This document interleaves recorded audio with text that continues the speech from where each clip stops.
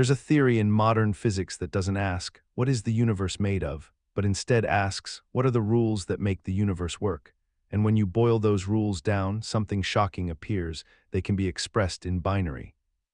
Not metaphorically, literally. All the fundamental laws of physics can be translated into yes-no conditions, logical operations, conditional triggers, the kind of architecture used by computers. Reality under this view is not continuous and analog, it's digital. It's processed, quantized, finite. At the smallest scales, space and time might not be smooth but made of pixels, Planck-length tiles that can't be subdivided.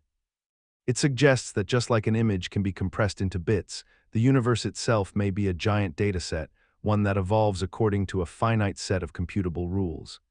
Everything you see, feel, or think could be emerging from a background of zeros and ones. And that matches how simulations work. You don't render every atom of every mountain, you store the algorithm, you only render what's observed, you use shortcuts. The world isn't continuous, it's responsive. So what does that say about our world? If light is made of discrete quanta, if time is ticked forward by irreversible state changes, if even the vacuum has a minimum energy, then maybe this isn't a world like a computer. Maybe it is a computer. Not made of wires but of rules. Not running electricity but logic. The more we digitize the laws of nature, the more they start looking like code. And if they are code, then this isn't just a universe. It's a program. You're dreaming, maybe you're running through a hallway that shouldn't exist or talking to someone who died years ago. Everything feels real until something clicks. A detail doesn't fit. A thought rises, this isn't real. And suddenly you become aware, you're inside the dream and you know it. This moment, the shift into lucidity happens like a switch. Not gradually, not hesitantly, but all at once. And it changes everything. The world doesn't change, you do. The same trees, the same people, the same sky, but now you're not just in the experience, you're watching yourself experience it. And this is where it gets strange. Because the feeling of waking up inside a dream is disturbingly similar to the feeling of questioning reality itself. That sudden jolt of, wait, is this all fake? That chill, not of fear, but of perspective, like you zoomed out and saw the frame, like the render distance was reduced and you caught the edge. Lucid dreaming offers a preview of what simulated consciousness might feel like. An entity inside a rendered world, fully immersed, until awareness breaks immersion. And if that can happen in dreams, simulated by your brain, what makes you think it can't happen in life? Maybe that déjà vu, that glitch, that lingering sense that things are too consistent, too symmetrical, maybe those are the early signs. The first hints that your self-awareness is loading. Because in a simulated world, the biggest risk isn't a crash. It's when the character realizes they're a character. Take the laws of motion, or gravity, or fluid dynamics. Every one of these can be replicated by computer. In fact, entire industries rely on this: flight simulators, weather models, nuclear simulations. Physicists don't always need to run physical experiments anymore, they build them digitally, and the results are accurate. Now ask yourself, why is reality so compatible with simulation? Why do the equations of nature behave like game engines, with inputs, outputs, limits, symmetry, even refresh rates? Why can you recreate planetary motion with a handful of Newtonian rules and a laptop? In theory, the universe could have been chaotic, messy, unsolvable, too complex to model, but it's not. It's perfectly structured for simulation. And more, it responds to simulation. Particle behavior predicted on computers is confirmed in labs. Simulations of galactic formation match telescope data. You press run, and the virtual world behaves like the real one. Unless they are the same. Unless the real world is already a running simulation. In game development, there's a reason for parameters. You need friction, you need thresholds, you need predictable interactions, because otherwise the world becomes unplayable. The user cannot progress. Reality acts like it's meant to be used. Everything from the viscosity of water to the orbital stability of moons seems fine-tuned for computation, for solvability, for playability. Some physicists even say, if a physical system can be perfectly modeled on a universal Turing machine, then it's equivalent to computation. So if we can simulate it exactly, then it's already a simulation, in function if not in form. And if everything works as if it were code, Maybe that's not a metaphor, maybe it's a hint. The Big Bang should have created matter and antimatter in equal amounts. Every particle has an opposite, electron and positron, proton and antiproton, and when they meet, they annihilate into pure energy. So if the universe started as a symmetrical burst, why does everything we see, stars, planets, people, consist only of matter? Where did all the antimatter go? Physics doesn't fully know. The observable universe is made of baryonic matter. The antimatter is either hiding somewhere we can't detect, which seems unlikely, because matter-antimatter collisions would produce visible gamma rays, or it was never created equally to begin with. But that contradicts our understanding of symmetry. Which brings us to the possibility that the symmetry wasn't broken by chance. It was written that way. In a simulation, symmetry is optional. Balance can be overridden. If a programmer wants a universe that tilts toward matter because matter clusters, forms, builds, then you bias the simulation from the start. You preload a condition, more baryons than antibaryons. This creates structure, complexity, evolution. A perfect 50-50 split would lead to a dead universe. Everything cancels, nothing remains. So maybe the asymmetry isn't a flaw, it's a feature. Like loading a video game where one team starts with slightly better stats, just enough to create momentum, just enough to ensure that the simulation develops rather than extinguishes itself. Scientists call this a violation of CP symmetry, the expectation that physics behaves the same for particles and their mirror twins. In reality, some processes slightly favor matter. That slight tilt made everything. But why would nature bother? Unless this wasn't nature. Unless it was tuned. In classical physics, if something falls into a black hole, it's gone forever. But quantum mechanics says information can never be truly destroyed. That's the paradox. Black holes seem to erase information, but physics says they can't. When you toss a book into a fire, its atoms scatter, but in theory, if you had perfect knowledge of every molecule, you could reconstruct the book. Not so with black holes. They compress everything beyond recovery, or so it seems. Hawking showed they emit radiation and slowly evaporate, but that radiation carries no trace of what fell in. So, where did the information go? This isn't just a technical puzzle. It's a question about the fabric of reality. Is the universe a system where information is preserved like memory in a computer, or does the code allow data to be overwritten? In a simulated reality, this paradox is easy to interpret. Think of a black hole as a garbage collection function, a memory wipe for high computation zones.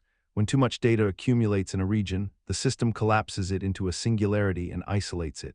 The surface, the event horizon, becomes a barrier. What's inside doesn't render anymore. It's deallocated. But players, observers like us, still see the visual placeholder, a black hole.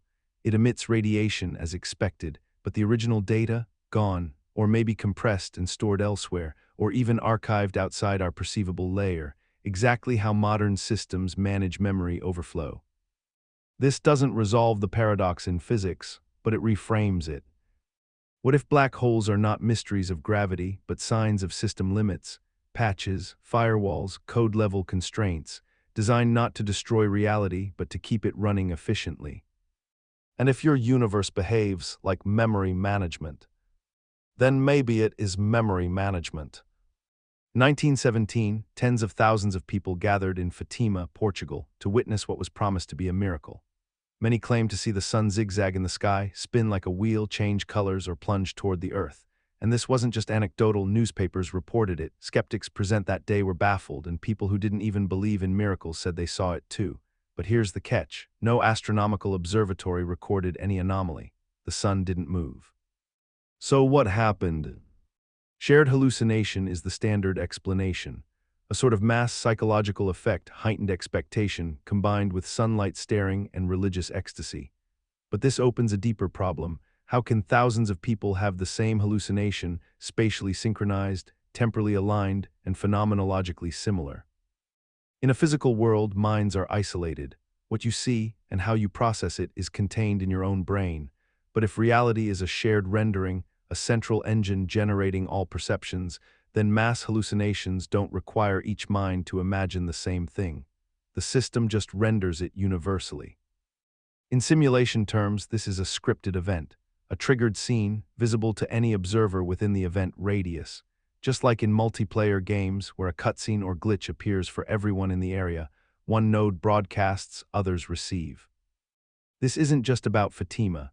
Across cultures and history, groups have reported seeing the same impossible thing: ships in the sky, bleeding statues, dancing suns, ghost armies. Are these spiritual, psychological, or are they examples of the renderer injecting phenomena not through physics but through perception? If so, the illusion doesn't live in your mind. It lives in the source code. And what's even stranger, there are no logs, nothing physical remains. No camera ever captures it convincingly, because perhaps it was never meant to. In the emptiest possible region of space, no light, no particles, no temperature, something happens. Virtual particles appear. They come into existence, exist briefly, then annihilate. They leave no long-term trace. Yet they're real enough to affect measurable things like the Casimir effect or Hawking radiation. This phenomenon shouldn't happen. Empty space should be truly empty, but it's not. The quantum vacuum is teeming with activity, like a screensaver running in the background of an idle system. The explanation given by physics is that uncertainty in energy and time allows brief violations of conservation laws. But let's ask the simulation question: why would a system render activity in a region where nothing is supposed to be? Because it's never truly idle. In game design, nothing is never actually nothing. A blank part of a digital world still runs background processes, collision checks, spatial indexing, audio muffling, lighting falloff. Even when no player is present, the engine calculates. You can't risk a part of the system being truly off, because that's where errors live. The virtual particles in the quantum vacuum act exactly like background computation noise.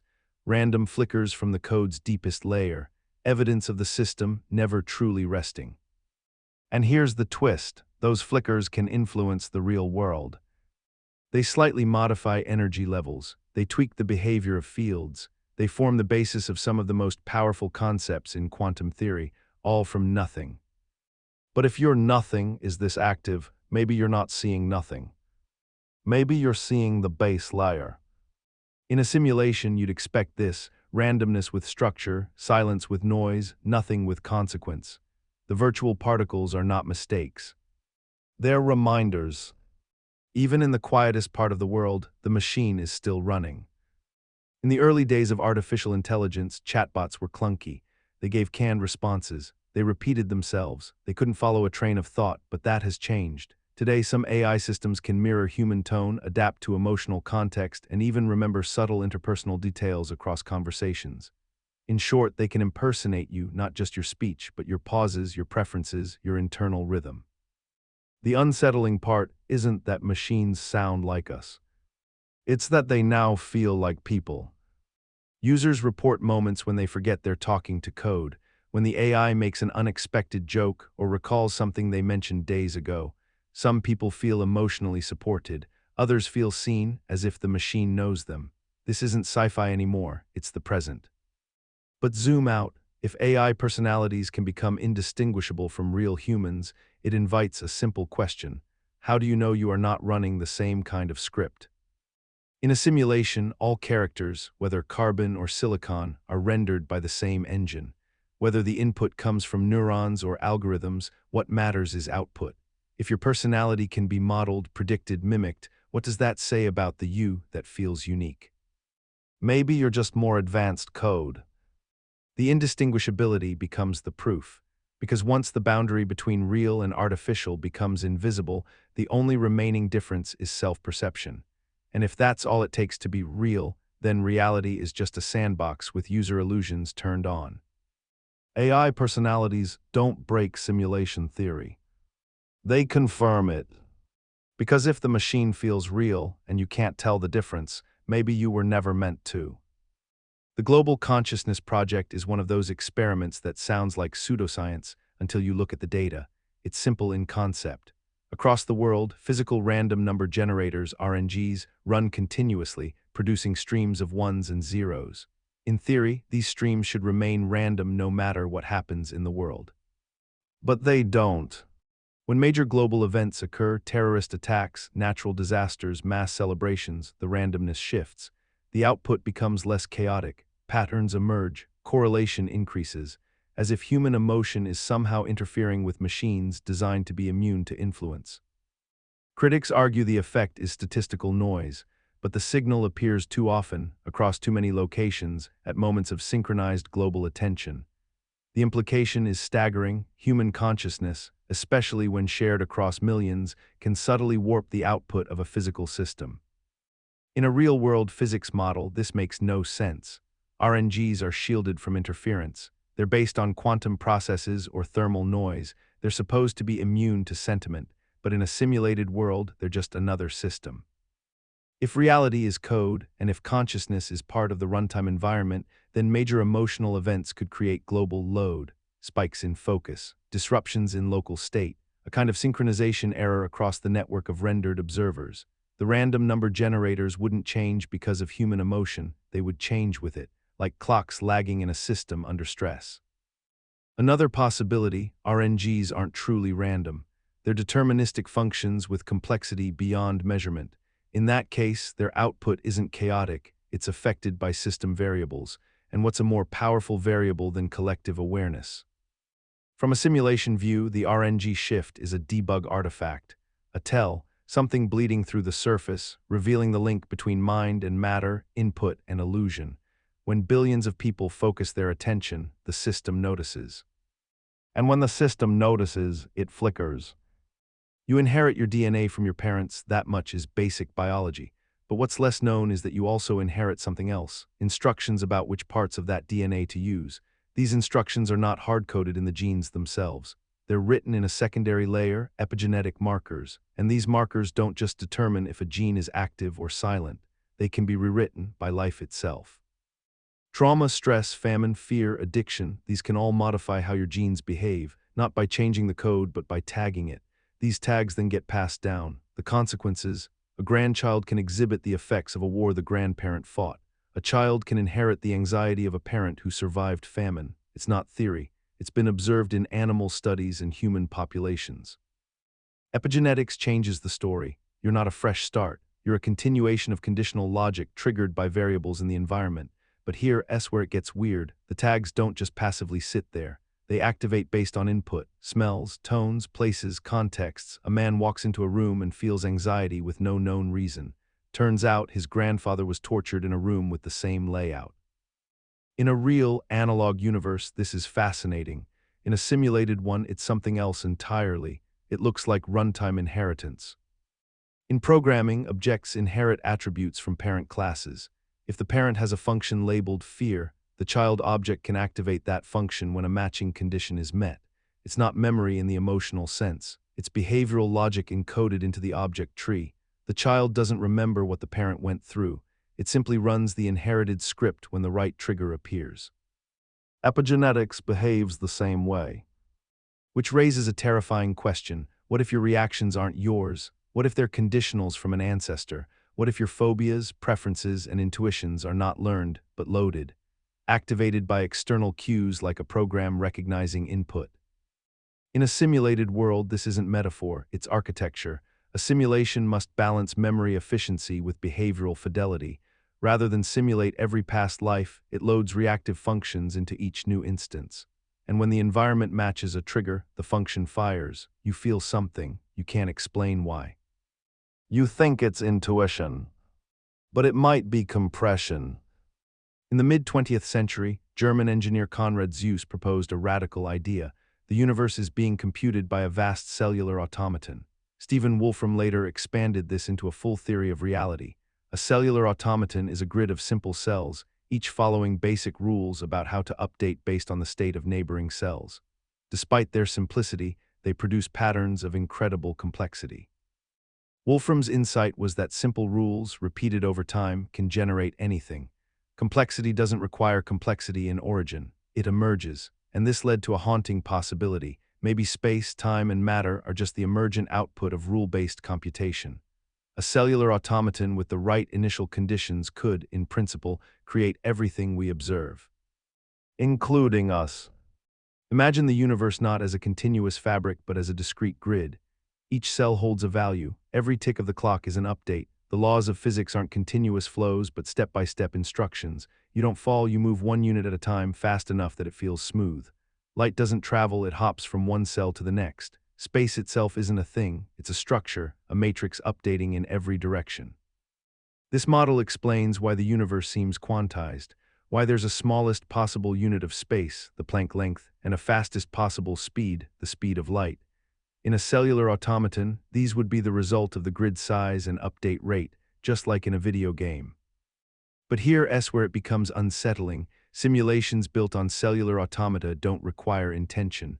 They don't need a god or a purpose, just a rule and a starting point. Everything else unfolds, and that includes observers, minds, and questions like this one.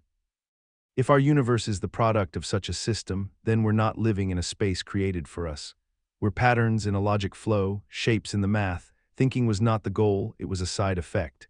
Meaning wasn't built in, it emerged. But from the inside, we still feel it. Wolfram's theory doesn't ask if we're in a simulation. It says, we are the simulation. The question is no longer, is this real, but what is the rule? And if it's simple enough, maybe you've already seen it. Maybe you were born inside the pattern. What if the universe isn't just described by math, but is math? This is the proposal behind the mathematical universe hypothesis, advanced by physicist Max Tegmark. According to this view, the universe doesn't just follow mathematical laws, it is a mathematical structure. Every particle, every interaction, every field of force is not merely governed by equations. It is an equation. You're not moving through space. You're moving through an abstract set of relations between quantities, updated over time. To most people, this sounds metaphysical, abstract, but Tegmark insists it's literal. In his model, reality is not made of atoms, fields, or strings, it's made of information. More precisely, patterns in information. The universe exists because the mathematical structure that defines it exists. It doesn't need to be embedded in anything, it just is. This isn't spirituality, it's code without a computer, and that's where simulation theory steps in.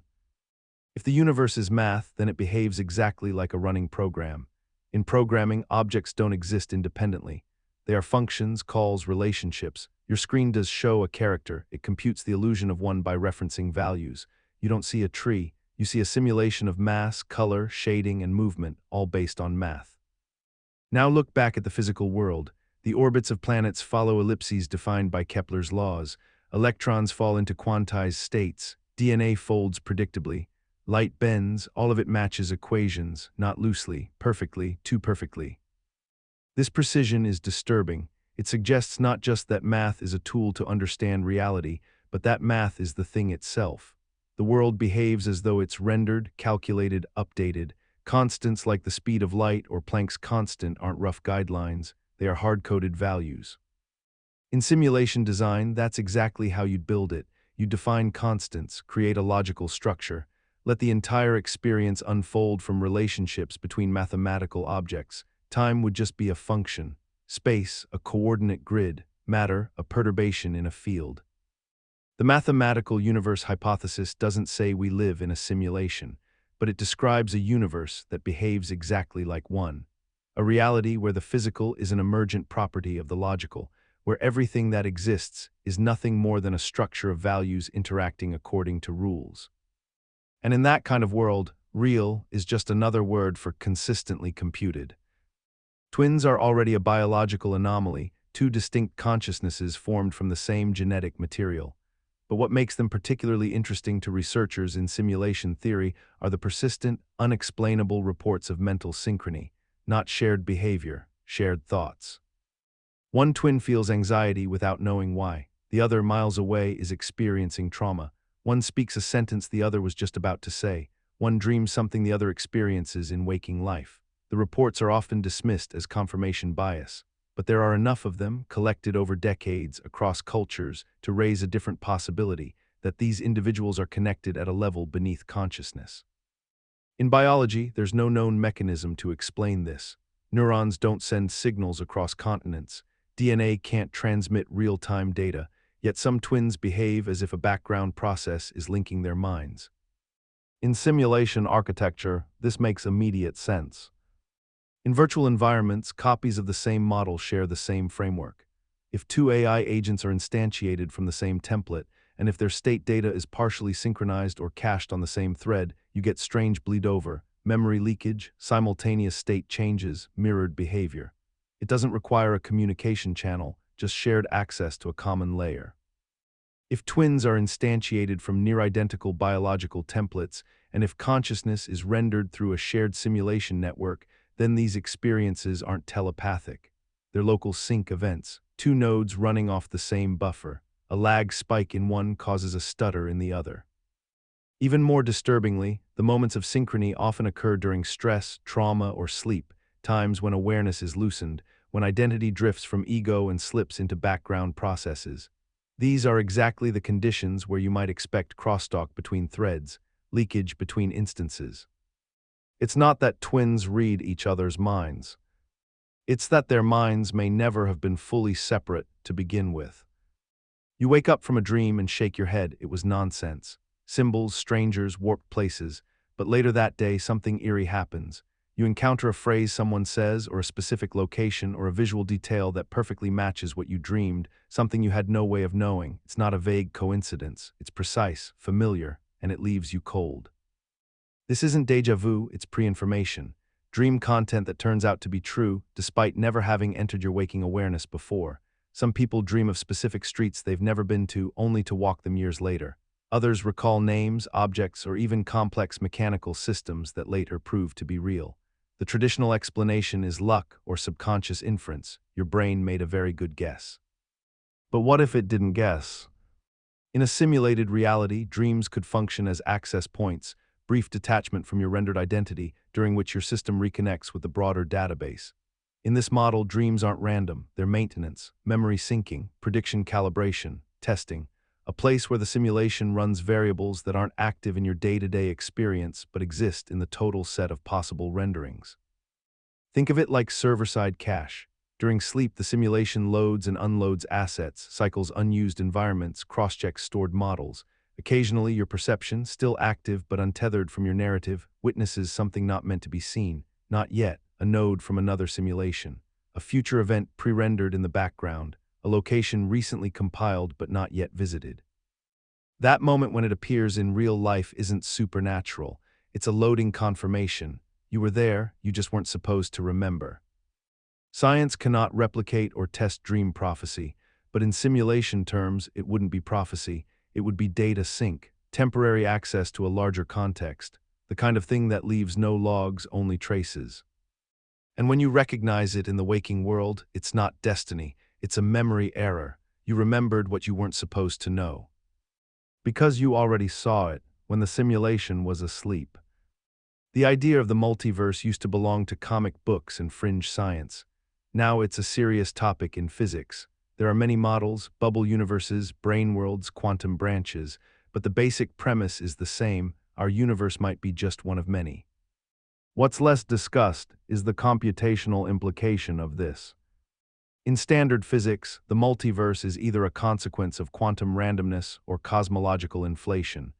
But in simulation theory, it suggests something very different: nested simulations. If reality is simulated, then there's no reason to assume it stops with one layer. In fact, in our own world, we're already building simulations inside simulations.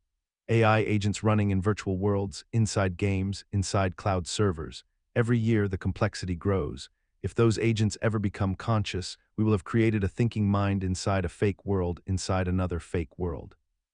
Why wouldn't the same be true for us? The multiverse might not be a landscape of parallel realities, but a hierarchy of systems. Levels of simulation stacked on top of each other, each one believing it's the base. Each one building its own internal simulations, each one creating minds that can never quite prove where they are. And here's the most terrifying part: there may be no bottom. If a simulation can simulate a simulation, and that simulation can do the same, then reality isn't a place, it's a recursion. You could descend forever, peeling back layers of code, context, and causality, only to find another program waiting, another boot sequence, another container. This isn't just a philosophical puzzle, it affects how we understand time, memory, even death. If the multiverse is a set of simulations, then every choice branches, not just into possibilities, but into executions. Versions of you running with slight variations, entire timelines instantiated just to test outcomes. And from the top, from the level where the code originates, These lives are instances, scenarios, processes. In the multiverse as simulation stack, you are not one person. You are one fork. When physicists study the fabric of the universe at the quantum level, they don't just look for particles, they look for patterns. And what's been discovered, particularly in string theory and quantum field theory, is deeply unsettling. Embedded within the equations that govern how reality operates are structures that resemble error-correcting codes, not figuratively, literally. These are the same kinds of codes used in computing to detect and fix mistakes in data transmission. In digital systems, when a bit of data is flipped or corrupted by noise, interference, or entropy, error-correcting codes allow the system to restore it to its intended state. This is what lets your texts arrive unbroken, your videos stream smoothly, your files remain intact. But what are they doing in the math that describes space, time, and matter? Theoretical physicist James Gates found this anomaly while studying supersymmetry equations.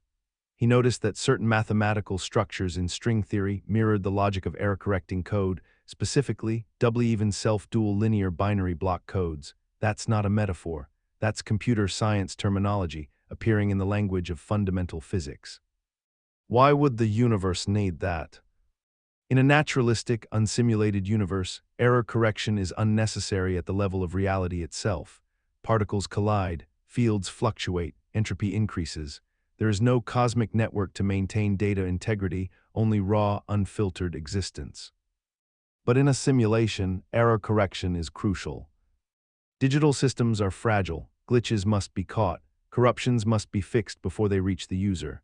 If the universe is being computed, and if consciousness is part of that output, then any disturbance in the code could have devastating effects, visual artifacts, logic breaks, time discontinuities. The system must self-repair constantly. The presence of error-correcting codes implies that our universe isn't just following rules, it's maintaining them. It's not just running, it's debugging itself. This doesn't just suggest intelligence behind the code, it suggests ongoing administration, that the simulation is live, real-time, and actively ensuring continuity. The universe, in this view, is not a passive arena, it's a self-healing protocol. And if your reality is self-healing, then something is watching for errors. Something is making sure you never notice when things almost went wrong. Something is maintaining the illusion. The Blue Brain project, launched in Switzerland in 2005, has a clear goal: to create a digital reconstruction of the human brain, neuron by neuron, synapse by synapse. It started with a single column of neurons from a rat's brain, then a full region, then a map of connections. Over the years, the simulations have grown increasingly complex, and something strange has happened. When the model reaches a certain level of detail, it begins to behave like a brain, not just in structure, but in dynamics. It fires in patterns indistinguishable from those seen in actual brains. It enters feedback loops, wave states, chaotic rhythms. The code doesn't just look like consciousness, it acts like it. And this raises a terrifying possibility. If a sufficiently detailed simulation of a brain behaves like a real brain, is it conscious? The answer is unknowable, but the implications are not. If consciousness can emerge from a simulation, then we have to ask whether it has already happened, not in some lab, but here, right now. If your consciousness is simply the emergent pattern of a complex system, then it doesn't matter whether that system is made of neurons or code. It only matters that the structure is sufficient. The Blue Brain project is often described as a stepping stone to artificial intelligence, but it might be something else entirely, a mirror, a way for us to finally realize that the real brain and the simulated brain are not different in kind, only in substrate. And if brains can be simulated, what about environments? What about histories? What about civilizations? Simulating a mind is not the final goal, it's the proof of concept. If a simulated brain can think, then a simulated world can be felt. If consciousness can exist in a virtual cortex, then your life might already be running in one. And the reason it feels real, the reason you feel you, is not because of truth or matter or soul. It's because the simulation is working. For decades, the idea of transferring human consciousness into a machine lived firmly in the realm of science fiction. Mind uploading, digital immortality, a soul copied onto silicon, It was fantasy, something you'd see in dystopian thrillers or cyberpunk novels, but today, research into this possibility is no longer speculative. It's underway. Projects like the Blue Brain Project, Brain Preservation Foundation, and Neuralink are gradually building the hardware and models needed to scan, map, and emulate the human brain. The goal? To reproduce neural patterns so precisely that they can be run outside the biological body. And if a brain can be simulated with enough fidelity, then in theory, so can you. What makes this disturbing isn't the technology, it's what it implies about your current condition. If your consciousness can be copied and emulated, then what are you right now? If identity, memory, emotion, and perception are all functions of a system, functions that can be transferred, then consciousness is not a sacred spark. It's code, state-dependent data running on wetware. And if you can be uploaded into a simulation in the future, then who's to say you weren't already? In a simulated reality, the body is an avatar, the brain is a rendering node, the self is a runtime instance. Consciousness doesn't live in the skull, it's streamed to it. What we're developing in labs, external interfaces, neural maps, digital persistence, might not be new tech. It might be a rediscovery of how the system already works. The real horror is that one day we'll upload ourselves into machines. It's that we're already in one. A simulation doesn't need to wait for you to die to replicate your mind. It can do it instantly, endlessly. Multiple versions, parallel threads. You could be one of thousands of you, each one convinced it's the original, each one emotionally convinced it feels real.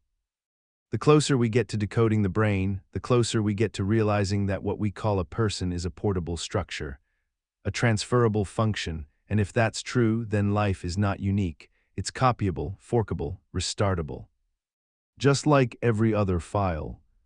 Flocks of birds turning in unison, schools of fish undulating through coral reefs with perfect rhythm, ant colonies coordinating construction projects, food retrieval, and traffic control without leaders, blueprints, or planning. These are classic examples of emergence, complex behavior arising from simple rules. What's eerie is how efficient it is. No bird leads the flock. No ant gives commands. Each individual follows just a few local rules. Stay close, don't collide, match speed, and the result is choreography, harmony, precision. From a physics standpoint, emergence is an expected feature in chaotic systems. Simple particles following simple rules can, over time, produce order, snowflakes, tornadoes, fractals, life itself.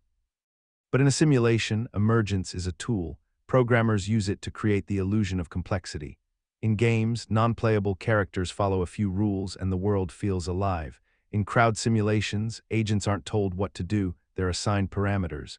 The emergent behavior that follows looks like intelligence, but it's just computation. This raises a question. How do you tell the difference between a system that's truly alive and one that's merely behaving as if it is? Between organic intelligence and convincing emulation? Emergence muddies that line. If consciousness, cities, economies, and ecosystems can all arise from bottom-up logic, then you don't need divine planning. You don't even need intelligence. You just need rules. But here's the twist. If emergence can create life from simplicity, then what's stopping a simulation from doing the same?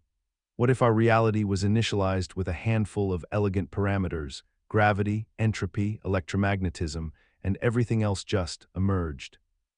It would mean there is no architect, no divine author, just a simulation engine and a well-balanced set of conditions. A physics sandbox. Let it run and complexity unfolds on its own. That's efficient, that's beautiful, and that's deeply, deeply cold. The emergence of structure from randomness might look like evidence against simulation, but in truth, it's the opposite. It's how simulations are designed to work. Simple input, complex output, one formula, infinite variety. Inside every cell of your body is a molecule that holds your entire biological blueprint.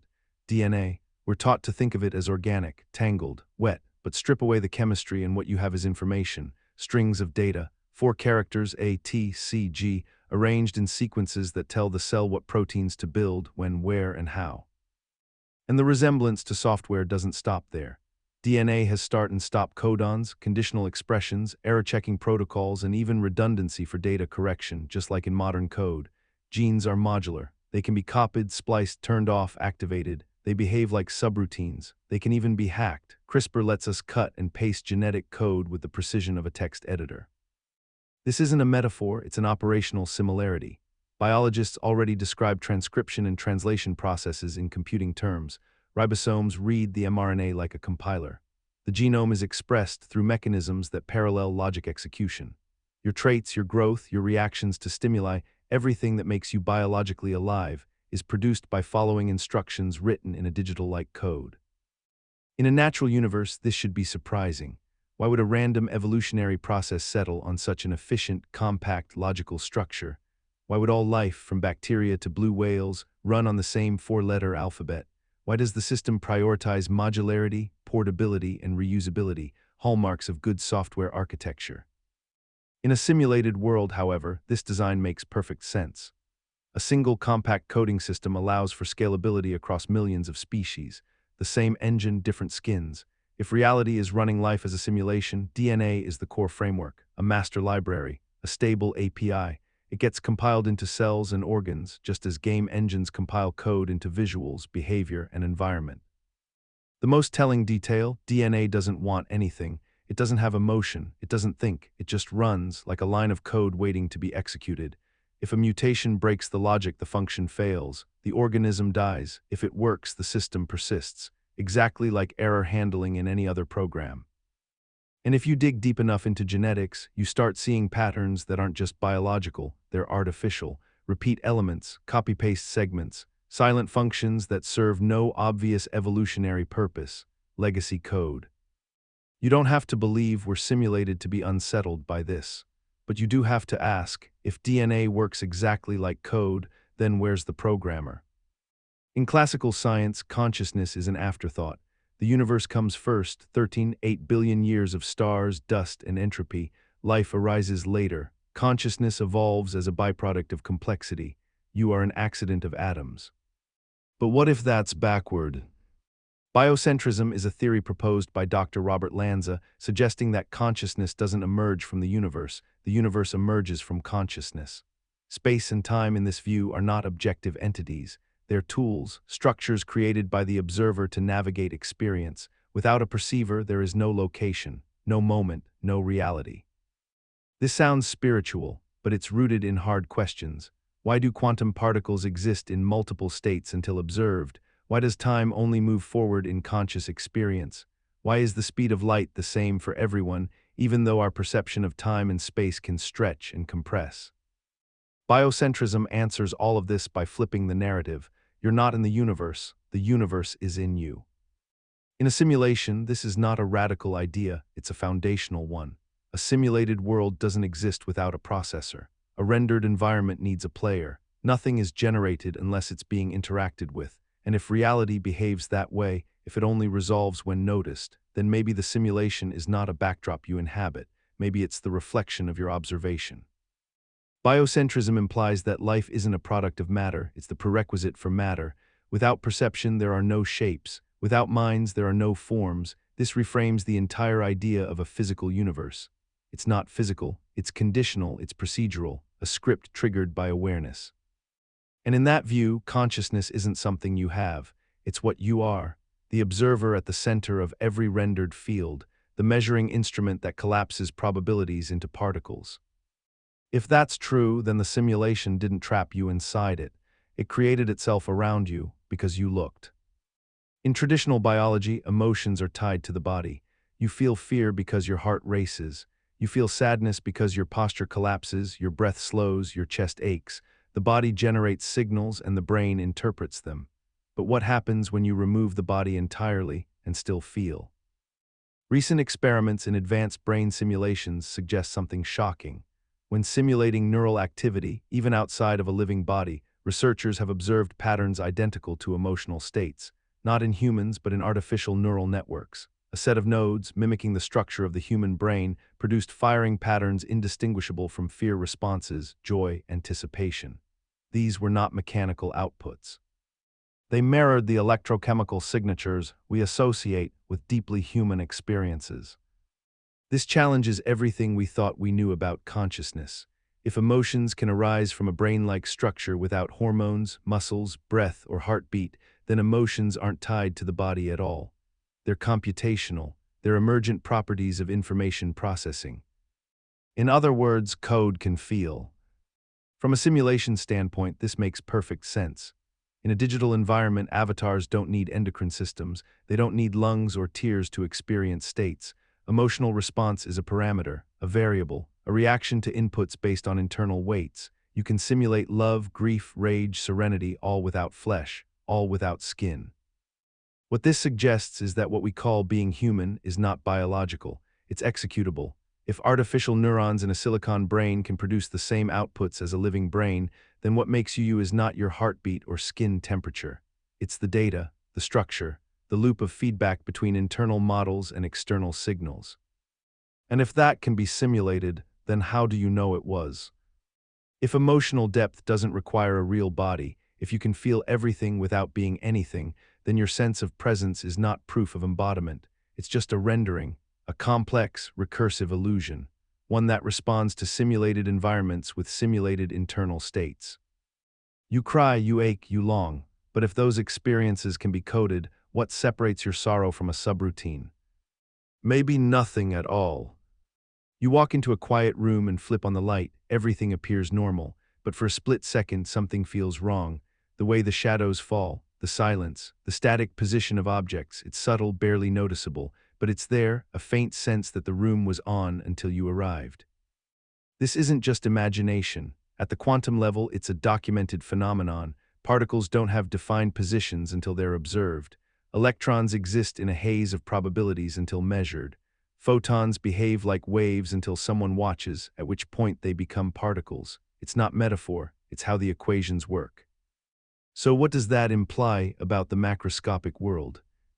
If observation forces reality to collapse into a stable form, then the universe is behaving like a rendering system.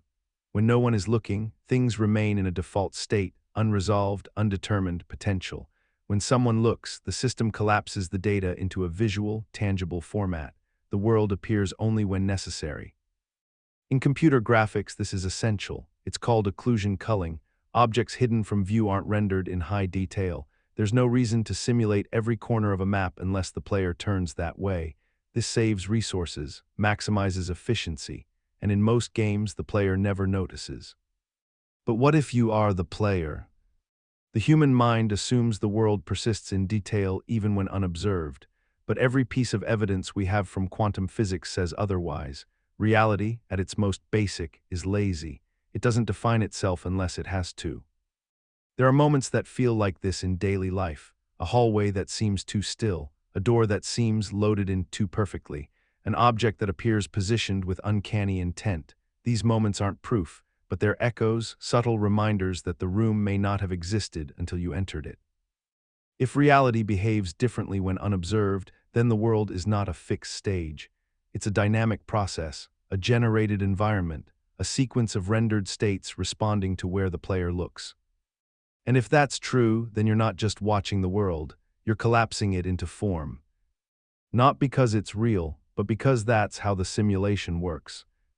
You watch a spider build its web. The precision is uncanny. Each strand placed with surgical accuracy, every radial line spaced evenly, every spiral loop perfectly measured. No one taught the spider geometry. It doesn't sketch drafts. It doesn't know math. And yet, it executes a design that mirrors algorithms used in computer simulations of radial architecture. Or consider birds migrating thousands of miles without maps, ants forming traffic lanes with no traffic lights, bees encoding directions in waggle dances, termites building climate-controlled mounds with zero central planning. Over and over, animals perform complex behavior with no reasoning, no consciousness, just instinct. But that instinct behaves like a program. The more ethologists study animal behavior, the more algorithmic it appears. If-then patterns, conditioned responses, optimization based on environmental inputs. There's no deliberation, just execution. Each action flows from rules wired into the nervous system like preloaded code. In evolutionary biology, this is attributed to natural selection, genes coding for effective behaviors that maximize survival. But this explanation is descriptive, not mechanistic. It tells us why the behavior persists, but not how such elegant code emerges so often, so precisely, in so many forms. From a simulation perspective, this looks very different. Animals behave like subroutines. They have limited but effective programming. Their behaviors are repeatable, predictable, and scalable across species and contexts. Like prefabs in a rendering engine, their actions don't vary unless the environment forces a recalculation. In machine learning, behavior trees and finite-state machines are used to simulate artificial agents.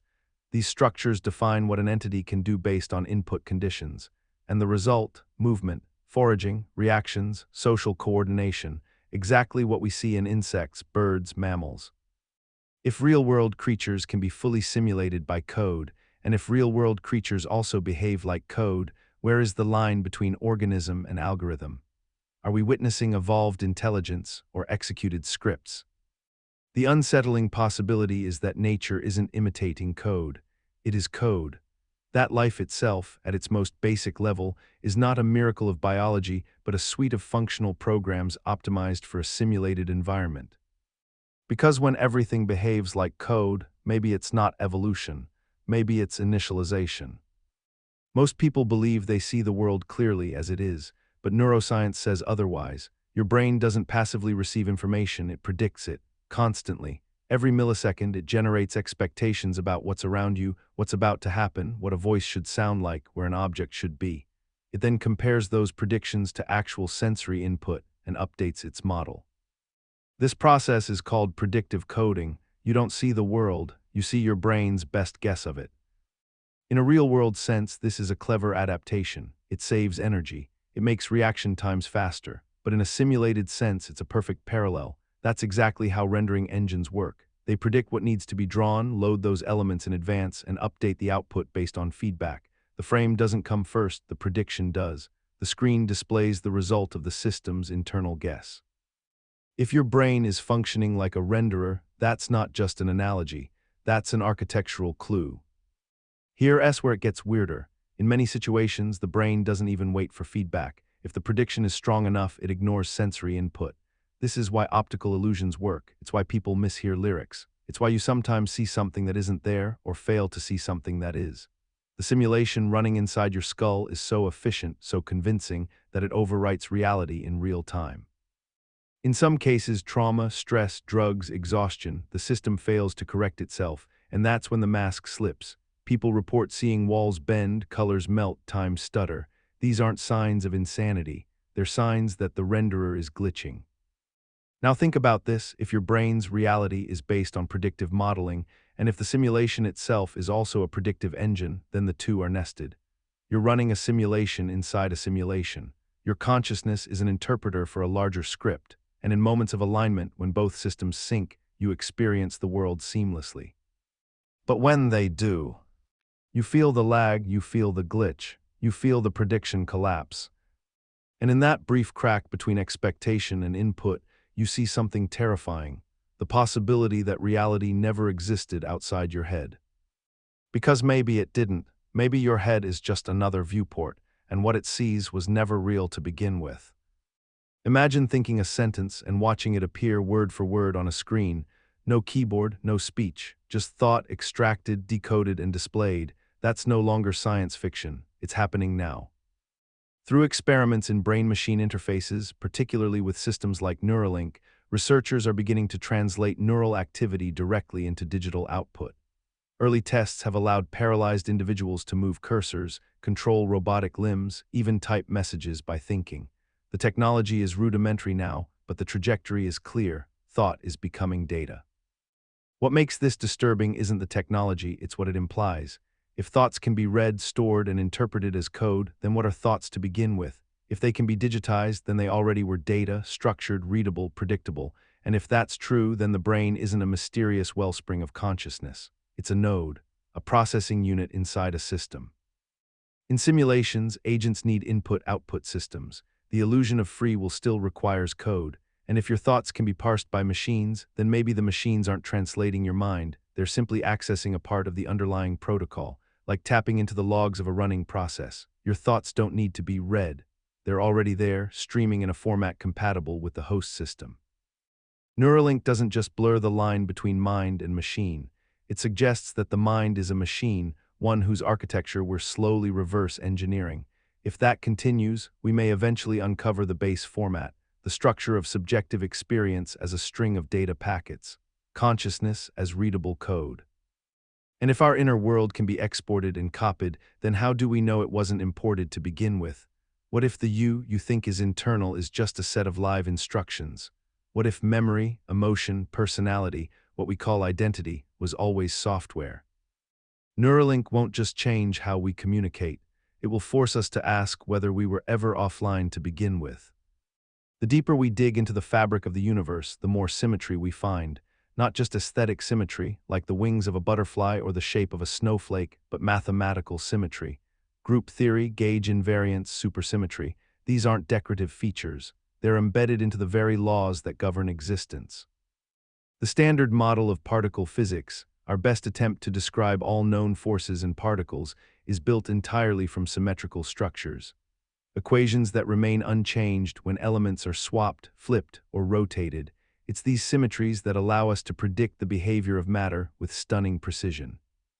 But why would the universe care about symmetry? In nature, symmetry is rare. Mountains are jagged, clouds are chaotic, life is messy. But the deeper we go beyond biology, beyond chemistry, into the heart of physics, we find symmetry increasing, not decreasing. It's as if beneath the noise, the source code is written in perfect balance. This is deeply suspicious. In computing, symmetry is a sign of optimization. A symmetrical algorithm is easier to run, easier to debug, and more efficient to simulate. Games and simulations use symmetrical frameworks wherever possible. They mirror geometries, balance forces, and structure outcomes in clean, predictable ways because it's cheaper. Symmetry reduces the number of instructions. It saves processing power. Now ask yourself, why would our universe do the same? Why is electromagnetism governed by such tidy equations? Why do quantum fields align with specific, structured groups? Why do the same mathematical ratios appear in sound, light, motion, and probability? Because if this world was randomly generated, there should be jaggedness at its base. But there's elegance, and elegance is rare in chaos. It's not what you find at the bottom of randomness, it's what you find at the beginning of code. Symmetry makes the universe computable, predictable, reproducible. And if the universe is behaving like a simulation, not just in how it acts, but in how it's structured, then maybe what we're looking at isn't a happy accident of physics. Maybe it's an engineered system running in perfect mathematical balance, not because it had to be that way, but because someone built it that way. There are moments when you don't feel like the author of your own behavior. You say something and immediately wonder, why did I say that? You make a choice and sense in your core that the decision didn't fully come from you. It's subtle, not a voice, not a command, just a pressure, a nudge in your inner world, like a cursor was quietly dragged in a direction you didn't expect, but followed anyway. This isn't the same as peer pressure or anxiety. It's not social conditioning or impulse. It's something deeper. It feels placed. A gut sensation that some inner lever has been pulled and you're watching yourself respond, with just enough distance to feel that something's off. Psychologists might label this dissociation. Neurologists might blame brief disruptions in executive function. But if you've ever truly felt it, you know it's more than that. You didn't just glitch. You observed the glitch as it took place. In a simulated environment, this would be expected. Systems require control inputs, not just physical but behavioral. If you're part of a generated narrative, especially one designed to balance multiple trajectories, it's possible your character can be steered, not always, not completely, but at pivot points, at decision trees. Consider how characters are controlled in RPGs. Most of the time, the player lets them move freely, but occasionally a prompt appears. A choice must be made, a fork must be followed. From the character's perspective, it would feel like a sudden compulsion, like something bigger had taken over just for a moment. Now imagine your life structured the same way, a mostly autonomous process with brief system overrides. The feeling wouldn't come with a warning, it wouldn't announce itself, it would just nudge you, guide your gaze, shift your tone, redirect your path. What's most disturbing is how real this sensation feels when it occurs. People describe it like a pull behind the eyes, like watching someone else speak through me. In extreme cases, it happens during arguments, romantic encounters, career decisions, major moments that define your arc. You look back and think, I don't know who that was, but it was you, just not the you thought had control. And that's the uncanny part. If you can feel when the wheel turns without your hands on it, then maybe you're not always the one driving. Maybe you never were. You're standing in a hallway when a door opens, and without knowing why, you suddenly think he's going to say that line, and then he does. You're in a meeting and feel a wave of certainty, someone is about to interrupt. Seconds later, they do. These aren't guesses. You didn't calculate probabilities, you just knew. These moments aren't about memory or pattern recognition. They don't follow logic, they're flashes, micro-certainties that precede reality by seconds, sometimes longer. And when they're right, they feel undeniable, like reading ahead in a script you weren't supposed to see. Science tries to explain this through subconscious cues. Maybe your brain picks up micro-expressions, tones of voice, environmental signals too subtle to register consciously. Maybe it's just luck, but that doesn't account for the emotional texture of the moment, the deep sense that the event had already occurred before it did. In a simulated system, these moments are easier to frame. If the simulation is deterministic or semi-deterministic, then every event is already part of a causal chain. The system knows what will happen before it renders it. You, as an observer, are simply being fed the data in sequence. But under certain conditions, stress, trauma, altered states, it's possible that your awareness leaks ahead, that you receive a future packet before it's due. That the system frames the next scene, and your mind picks up the echo. This wouldn't require breaking causality, just shifting access. Imagine watching a video stream where for a single second the buffer loads ahead. You see one frame from the future, you blink, it's gone, but the memory lingers, and when the scene plays, you remember it.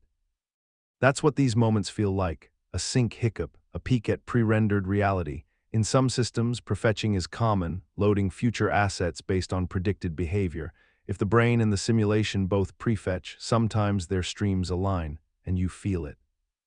The creepiness isn't in being right, it's in the quality of the knowing, not curiosity, not suspicion, certainty. You didn't predict the moment, you remembered it, and that shouldn't be possible unless it already existed, unless your path was buffered ahead of time, unless the scene was waiting, and you saw it just before it happened. You're sure you left your keys on the table, you saw them. You remember setting them down, but now they're gone. You search the room, you check the counter, the floor, your pockets. Nothing. Frustrated, you walk away only to return a few minutes later and there they are, right where you left them, in plain sight. No one else has entered the room. Nothing has been moved. It's as if the object was temporarily unloaded from the scene and then quietly re-rendered back in. These moments are common but rarely discussed. They get dismissed as forgetfulness, distraction, or tricks of memory, but when they happen repeatedly, and especially when you're absolutely certain, it starts to feel like something else. A rendering error, a moment when the simulation lags. In video games and virtual simulations, objects are often dynamically loaded and unloaded based on where the player is looking. If the player turns away, distant items are removed from memory to save processing power. When the player looks back, the objects are reloaded, sometimes with small shifts, glitches, or misplaced positions. Developers call these pop-ins. In most games, you don't notice, unless the system hiccups, then you see it. What if reality has pop-ins? In a complex simulation designed for billions of observers, it would make sense to optimize by only rendering what's needed. If no one is looking at the keys, maybe they aren't truly there in the way we assume. They're cached, dormant, held as data but not positionally fixed. And when attention returns, they're reinserted into the environment, usually in the right place, sometimes not quite. This explanation sounds absurd until you consider that physics already tells us objects don't have definite positions until they're observed. In quantum mechanics, particles exist in probability states, not fixed locations. They choose a position only when measured. That's not metaphor, it's math. Matter doesn't settle until you look. In everyday life, this is usually masked by scale. At the atomic level, things are fuzzy. At the macro level, they seem stable. But sometimes in quiet rooms or familiar spaces, that fuzziness leaks through. An object disappears, then reappears. A glass falls from a shelf with no motion. A light flickers without power. Not often, not always, just enough to feel wrong. The mind rejects these experiences because they challenge continuity. But if the universe is a simulation, these aren't failures of memory. They're minor rendering sync issues. The environment desensed, and when it caught up, the object came back. Maybe you didn't lose your keys. Maybe the room wasn't fully loaded. You're in your body, you always are, but once in a while something slips. For a second you feel like you're watching yourself move, not just metaphorically, not in the way we say I felt disconnected, but literally like the camera has pulled back. You see the room from above. You notice your gestures like a character in a game. Your thoughts slow down and you hear them echo. You haven't left your body, but you're not in it either. This isn't a dream, it's not a hallucination. It's a glitch in perspective, a sudden temporary switch from first person to third. Most people describe it as dissociation. In clinical terms, it's categorized under depersonalization, often linked to stress or trauma. But for many who have felt it, that explanation doesn't go far enough. The sensation is too precise, too mechanical, like toggling a setting you weren't supposed to know existed. In video games, the perspective is adjustable. Players can zoom in and out, move the camera above or behind the avatar, switch angles to see what's around corners. In a simulated world, consciousness may operate the same way, locked to first person by default, but with occasional access to the broader system. A camera debug mode, a temporary elevation above the character. What makes this eerie is how accurate it feels. People report seeing the room from impossible angles. They describe spatial layouts they couldn't know from their original position. They recall thoughts they weren't actively thinking, as if the system was logging their cognition from another layer. In psychological terms, it's treated as a coping mechanism, the mind distancing itself to avoid overload. But what if it's not psychological at all? What if it's architectural? What if the simulation occasionally reveals a higher-level interface, giving you access to your own rendering? In some rare cases, people report these shifts during near-death experiences, extreme fear, or deep meditation.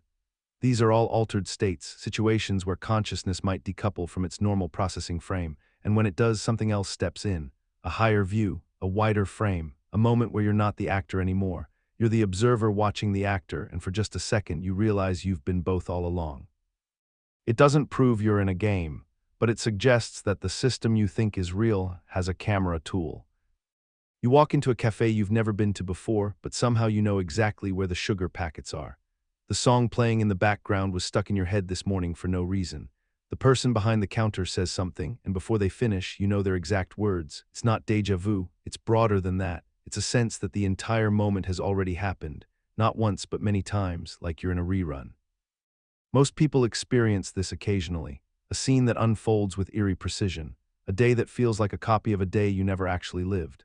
Unlike déjà vu, which is brief and emotional, life loops are structural. They span hours, even days. You recognize sequences before they occur. You anticipate events not because of logic or pattern, but because it feels like memory, but memory of something that technically hasn't happened yet. There's no scientific explanation for this. Memory doesn't store non-events. Time, according to physics, doesn't rewind. Consciousness doesn't leak into the future, and yet these experiences persist. In simulation terms, however, they're much easier to model. In computing, when a system is unstable or crashes, it often reloads from a previous save state. This process repeats a section of the experience in order to stabilize or correct an error. It creates loops. In games, this appears when the player dies and replays a level. In machine learning, it happens when systems overtrain on a dataset, repeating sequences until they converge. In quantum computing, some interpretations suggest that time itself is probabilistic, a branching tree of paths that occasionally resets. If reality is a simulation, life loops could be evidence of reloading, a soft reset on your personal timeline, a recalculation of events due to changes in variables or rendering errors. These loops might not be exact copies, they feel familiar but slightly off. The lighting is different, the outcome shifts, but the structure remains. You're not just watching the movie again, you're inside it, and you're aware this time. There's something deeply unnerving about recognizing a day while you're living it, like waking up mid-scene in a story you don't remember joining. You start to wonder, is time broken, or is someone rerunning this until the right result is achieved? In a world governed by entropy and irreversible time, this shouldn't happen, but in a simulation, it's a tool, a maintenance function, a way to correct an outcome that veered too far off script. Maybe you're not crazy for sensing the loop. Maybe you're the only one who noticed it this time. When we observe the night sky, we're not just seeing stars and galaxies, we're looking at a snapshot of the early universe. The cosmic microwave background, CMB, is a faint afterglow from the Big Bang, a uniform bath of radiation that blankets the entire sky. It's been studied, mapped, analyzed to an extraordinary degree, and what we've found is that it's almost perfectly uniform except for one disturbing anomaly, the cold spot. In one region of the sky, the temperature of the CMB dips significantly below the average. It's not a glitch in the instruments. It's not a statistical fluke. It's a real, measurable void, colder than it should be, larger than it should be, and inconsistent with any standard model of cosmology. Some cosmologists have tried to explain it by proposing the existence of a massive supervoid, a region of space with fewer galaxies than average, which could theoretically drain energy from passing photons. But the supervoid explanation doesn't fully account for the scale or sharpness of the cold spot. And other theories venture into the bizarre. Perhaps it's an imprint from another universe that collided with ours, or a ripple left behind from the earliest quantum fluctuations. But there's another possibility, one that's less discussed because it's more unsettling. What if the cold spot is a rendering artifact? In video games and virtual simulations, when the system doesn't have enough data to fully populate a region, it fills in blanks with defaults. Placeholder textures, low-detail geometry, even empty zones. Sometimes, glitches or missing data result in blank spaces, regions that appear, quite literally, undercooked. Now imagine the universe as a rendered simulation. Every observable region is computed as needed. Areas where attention is focused, like near galaxies, stars, or observers, are rendered in high fidelity. But areas outside that scope, areas that no conscious observer ever needs to enter, can be simplified. The cold spot behaves suspiciously like such a simplification. A region with missing detail, a blank spot in the fabric. It's not proof of anything, but it's the kind of inconsistency that would make sense if the system rendering the universe prioritized efficiency over completeness.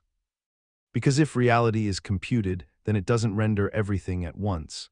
It renders what matters, and maybe the cold spot is what a corner of the sky looks like when it doesn't. We tend to think of the universe as made of stuff, matter, particles, energy, things you can touch, see, or at least imagine moving through space. But over the last few decades, physics has shifted. The deeper we go into black holes, into quantum fields, into the nature of time itself, the more it looks like the universe isn't built out of matter. It's built out of information. In quantum mechanics, the state of a system is described by a set of probabilities, possibilities that only become real when measured. Until then, everything is data, configurations, code. In black hole physics, researchers discovered that the amount of information that can exist inside a region of space is not based on the volume of that region, but on its surface area. This led to the holographic principle, the idea that the 3D world we experience might actually be a projection of data stored on a 2D surface, much like a hologram. What does this mean? It means that at its core, reality may not be physical, it may be computational. Bits, not atoms, logic gates, not forces. In this framework, particles are excitations of fields. Fields are solutions to equations. Equations are information, and information is the raw material of everything. In computing, everything is built from information. Characters, physics, environments, none of it is real. It's all an emergent property of how data is processed.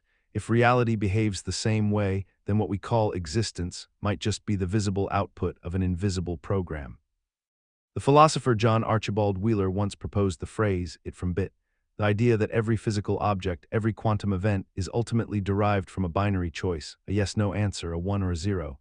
And in modern physics, this doesn't sound so far-fetched. In fact, quantum computing already treats information as physical, with qubits replacing classical bits, enabling systems to be in multiple states at once. The line between physics and computation is already blurring. So if the foundation of reality is information, then the universe is not a place, it's a system. You don't move through it, you are updated within it. Matter is what happens when information stabilizes. Motion is what happens when data changes. Consciousness is what happens when information becomes self-referential. We thought we were living in a material world, but the more we study it, the more it seems like the material is just the interface. The real substance is the data underneath. And once you realize that, the question changes from what is real to who is processing it. Entropy is a measure of disorder. Over time, systems tend toward chaos. Ice melts, buildings crumble, stars burn out. That's the second law of thermodynamics, the most unforgiving rule in physics. Everything decays, everything winds down, except strangely, the universe didn't start that way. According to the Big Bang theory, the universe began in a state of extremely low entropy, unimaginably ordered, with energy and matter arranged in a way that defies statistical probability. It didn't begin as chaos, it began as precision. This is a problem because such order shouldn't arise from randomness. A universe born by chance should look like noise, fluctuations, distortions, asymmetries. But what we observe is a universe that emerged smooth, flat, and fine-tuned, as if someone hit reset and launched the system with ideal startup conditions. In simulations, this makes sense. Every game world starts with default values. You don't spawn into a landscape mid-collapse. The initial state is programmed, optimized for rendering, designed for progression. A low-entropy start is a feature, not a bug. It sets the stage. It provides a clean environment from which complexity can arise. But in a natural universe, there's no programmer, no reset button, no reason for that level of starting order, and yet there it is. Background radiation is nearly uniform, large-scale structure is balanced. The universe didn't just come from something, it came from something that was ready. Some physicists argue this is anthropic luck. If the universe weren't ordered, we wouldn't be here to ask about it. But that's not an explanation, that's a hand wave. It doesn't address the mechanism, it just tells us to stop wondering. But if the universe was simulated, then the low entropy of the beginning isn't mysterious at all. It's initialization. The system was booted in a preloaded state, minimal entropy, maximum potential, exactly like starting a game with a blank map ready to unfold. Entropy increases with time, but that doesn't tell us why it started so low, unless someone or something said it that way. Nature looks messy, chaotic clouds, jagged mountains, turbulent oceans. But when scientists study these phenomena in depth, something strange happens. Beneath the apparent randomness, they often find patterns, predictable structures, equations that capture complex behavior with startling precision. Entire weather systems can be modeled using a handful of rules. Landscapes can be generated from simple seed values. What seems wild and organic often turns out to be compressible. Computer science, compression is the process of reducing information by identifying redundancies. Instead of storing every pixel of a forest, you store a rule that says, repeat this tree shape with minor variations across this space. Compression is a hallmark of simulation. No system, no matter how powerful, wants to calculate every atom individually. So simulations use procedural generation, fractals, and shortcuts.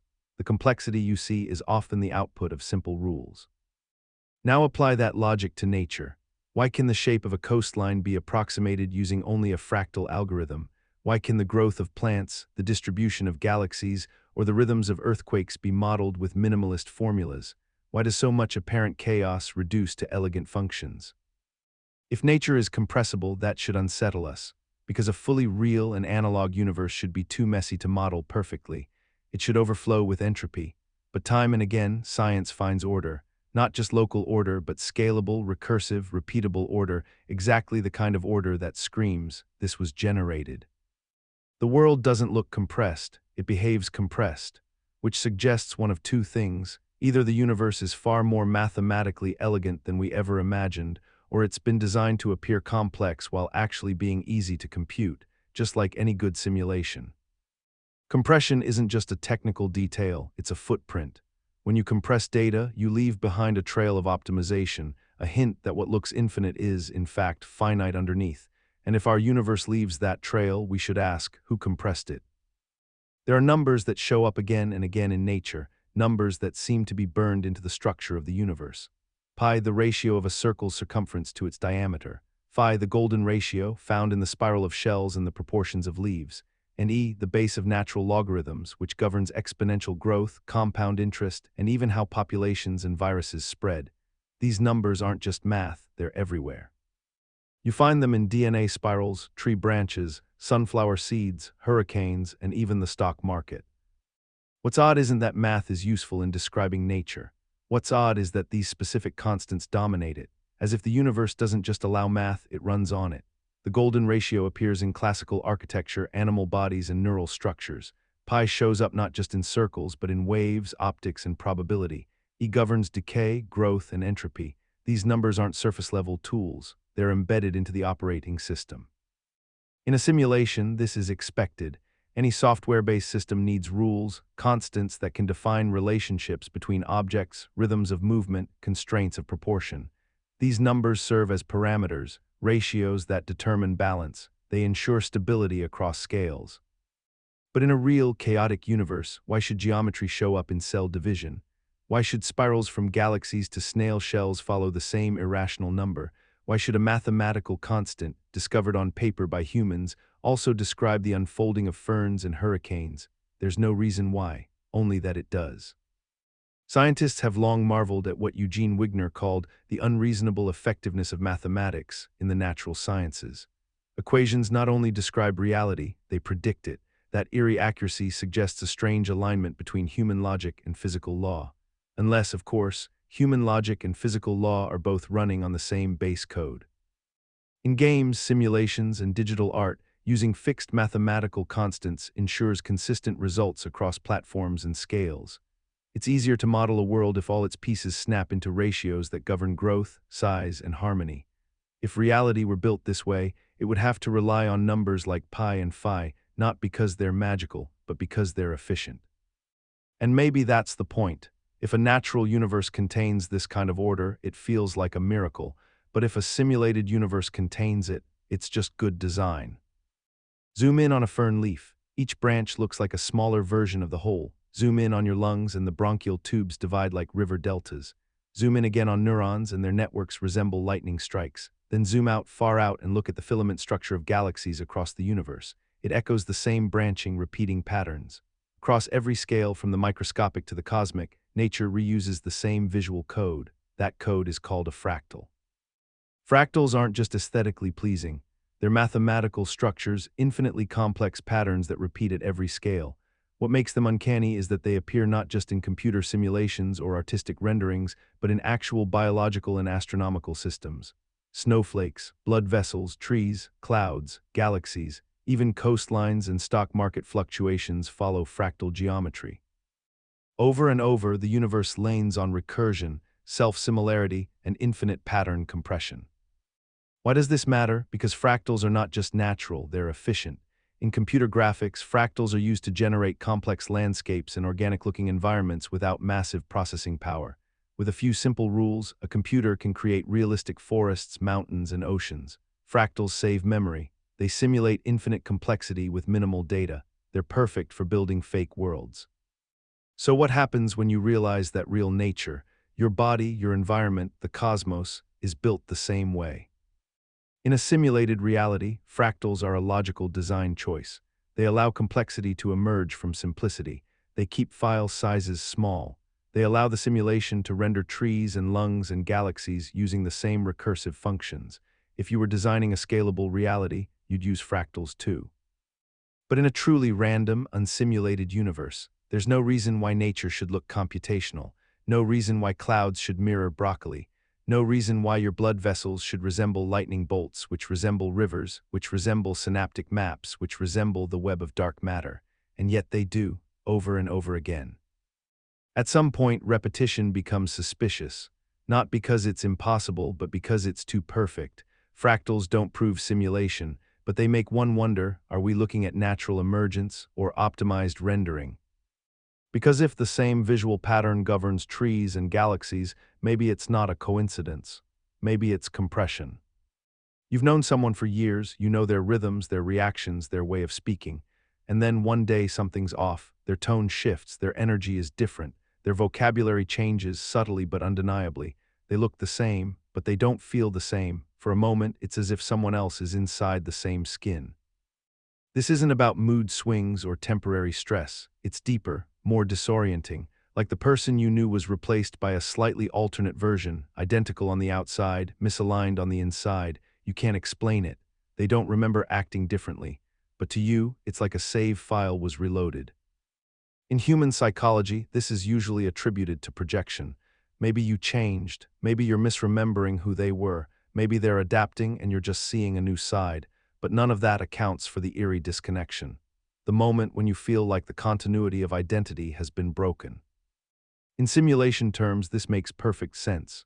When a system updates a variable, it doesn't need to alert the player. If someone's personality file is tweaked, if their backstory, memory, or emotional baseline is adjusted, it's done silently.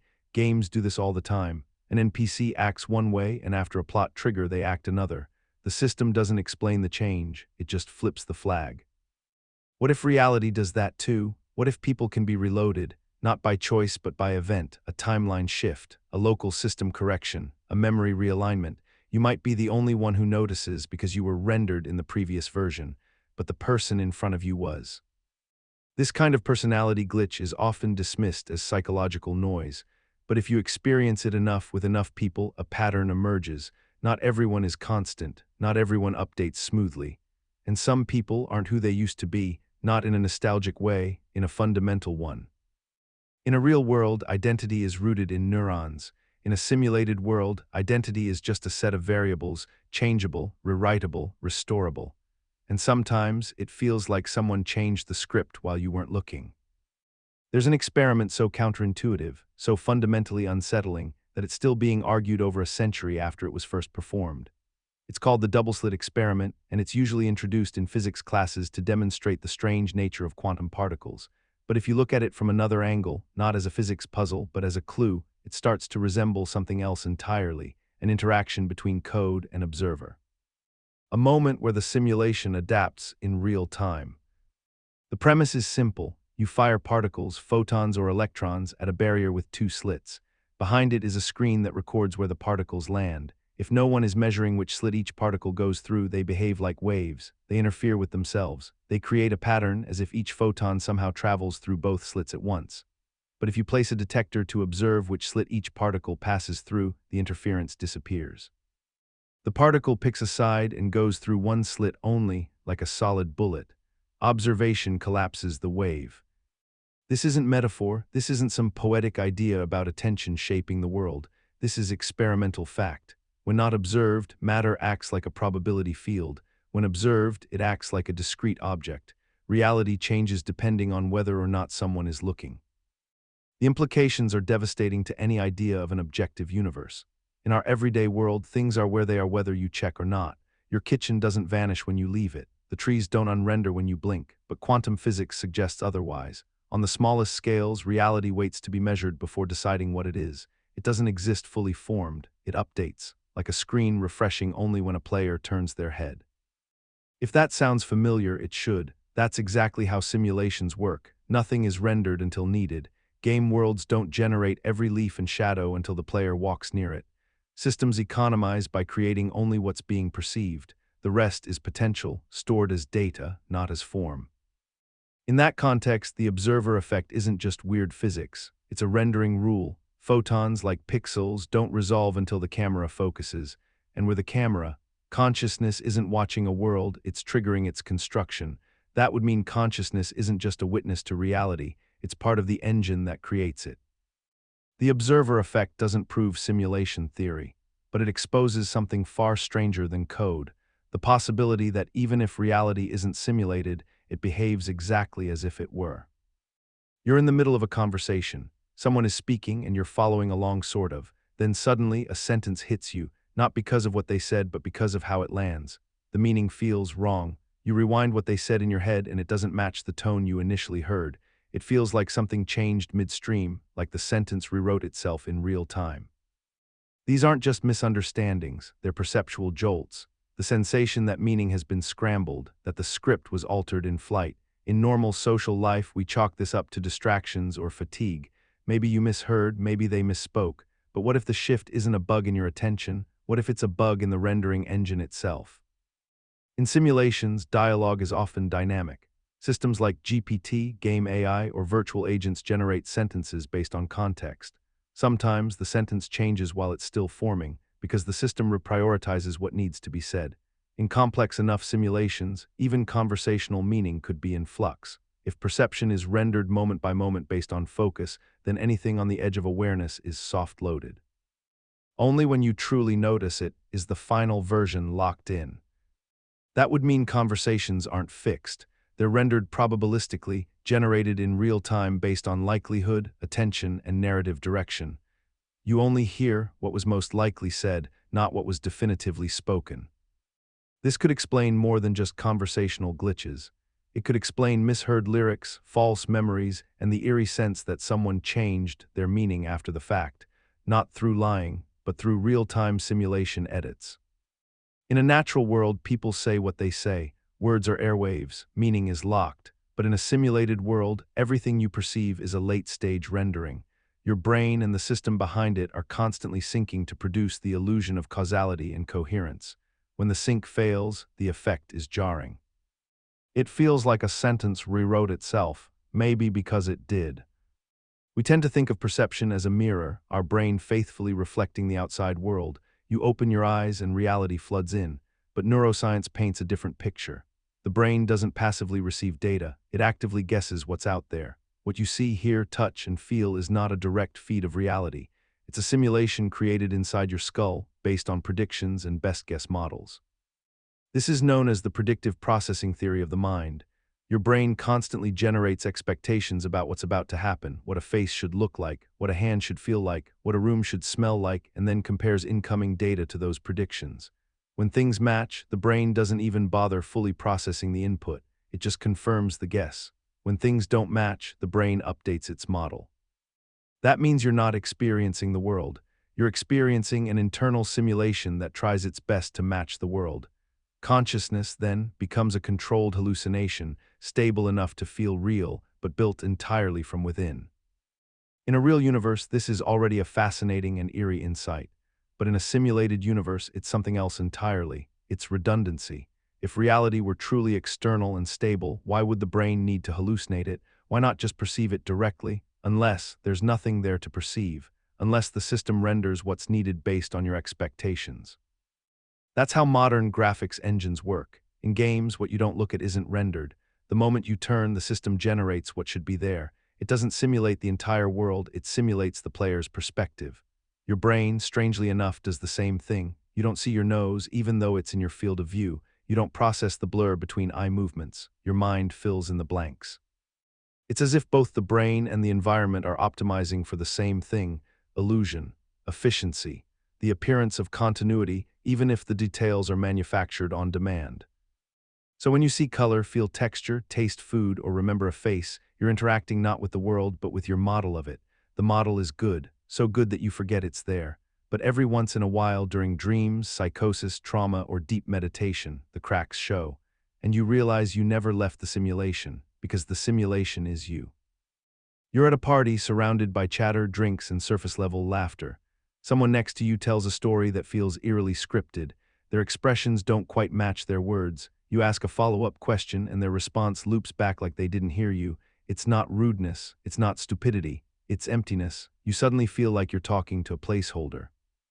There's a phenomenon people online have dubbed NPC behavior, when someone appears to function like a non-player character in a video game. Limited responses, repetitive lines, no sign of internal narrative. These people may hold jobs, raise families, follow rules, but they feel vacant, not just emotionally but ontologically. As if their presence is necessary for background noise, but their interiority is missing. In any simulation, computing power is limited. Game developers know that fully simulating every character in a vast open world is inefficient.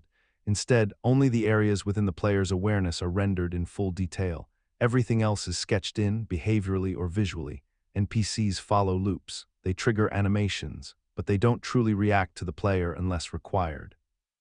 Now imagine a universe large enough to simulate billions of conscious agents. To save resources, only a fraction of those agents would be fully rendered at any given time. The rest would follow scripts plausible enough to pass, but shallow enough to conserve system power. If that's true, then the person on the train staring blankly ahead might not be as real as you. The man answering your question at the grocery store might be using preloaded dialogue. This isn't a claim about superiority, it's about rendering priority. If consciousness is expensive to simulate, then a system might only assign full processing to the focal agent, i.e., you. Everyone else becomes environmental filler until otherwise needed. That sounds horrifying, solipsistic, arrogant, but it also makes sense of experiences we rarely talk about, moments when people glitch, when their reactions don't align, when they suddenly feel like stand-ins, and more disturbingly, moments when they seem to vanish, not physically, but meaningfully from your world. The idea that not everyone is fully conscious at all times doesn't align with humanist philosophy, but it does align with efficiency, and simulations are nothing if not efficient. You think about someone you haven't seen in years and they call you 10 minutes later. You're humming a song, switch on the radio, and that exact song is playing. You randomly open a book and the first sentence you read is the answer to a question that's been haunting you. These aren't just coincidences. At least they don't feel like coincidences. They feel staged, timed, almost too perfect. Carl Jung called this phenomenon synchronicity, a meaningful coincidence with no apparent causal link. It's when two unrelated events align in a way that feels like they were designed to intersect. In a naturalistic worldview, they're explained away as probability. With billions of moments occurring across millions of minds, a few strange overlaps are statistically inevitable. But probability doesn't explain why the timing always feels personal. It doesn't explain why some people experience these alignments constantly and others never do. It doesn't explain the emotional intensity that often comes with them, the sense that someone or something is watching. In a simulated reality, synchronicity might not be a glitch, it might be a feature. Think of how games or interactive narratives adapt to player input. Events seem spontaneous, but they're actually triggered by your behavior. In a complex enough simulation, a system could track your thoughts, emotions, and attention, then deliver precise feedback not through dialogue boxes or pop-ups, but through the illusion of reality itself. A phrase in a newspaper, a number plate, a sudden call. If the simulation is responsive, synchronicities could function as markers, subtle embedded confirmations that you're on a particular trajectory. Maybe not guidance, but alignment, like a breadcrumb trail. The system doesn't need to speak to you, it just needs to tweak the right variable at the right time. Shift one event by a few seconds, delay a call, nudge a station. The result, a moment that feels like fate. But here's what makes it truly unsettling. Synchronicity doesn't just happen in moments of clarity. It often happens during breakdowns, crises, grief, mental spirals. You begin to question everything, and suddenly everything begins to answer. And the more you look, the more you see. The more you see, the more convinced you become that you're being guided. But guided by what? A universe without a will shouldn't respond to thoughts. A world governed by random atoms shouldn't echo your emotional patterns, and yet, sometimes, it does. That doesn't prove we're in a simulation, but it suggests that reality knows what you're doing, or worse, what you're about to do. You check your phone, 11:11. You grab a coffee, $1.11. You get in the car and see the license plate ahead of you ends in 111. It keeps happening, not just once, not twice, but again and again over a span of hours or days. The numbers repeat, eerily consistent, as if the world around you is suddenly favoring a particular sequence. It might feel trivial. Some brush it off as coincidence, or say you're just noticing what you're already primed to see. But if you've ever truly experienced it, you know that explanation doesn't feel complete. It feels like something's nudging your attention toward the pattern. In psychology, this is often explained by the Bader-Meinhof phenomenon, frequency illusion. Once you notice something, you start seeing it everywhere. But the repeating number phenomenon is different. It doesn't just appear frequently, it clusters. It concentrates around emotionally charged moments, decision points, moments of intense thought or anxiety. That's when the 111s show up, or 333s, or 999s. Not just once or twice, but with uncanny consistency. In a purely random universe, there's no reason for this. Numbers are abstract. Reality has no incentive to arrange them to catch your eye. But in a simulation, repeating numbers could be a side effect of looping code, a reuse of cached resources, a background process glitching in a way that leaks into the rendered experience. Game developers know this. In simulated environments, when the system needs to conserve resources, it reuses patterns. Numbers, textures, even events can be duplicated when they're not expected to be noticed. But sometimes they are, and when they are, they break immersion. They reveal the seams. The real strangeness isn't in the number itself, but in the timing. Why does 11 always appear when you're thinking deeply about something personal? Why do number patterns spike during moments of self-reflection or transition? Some people believe it's spiritual, or that it's the universe sending a sign. But what if it's not the universe at all? What if it's the system underneath the universe letting a pattern slip?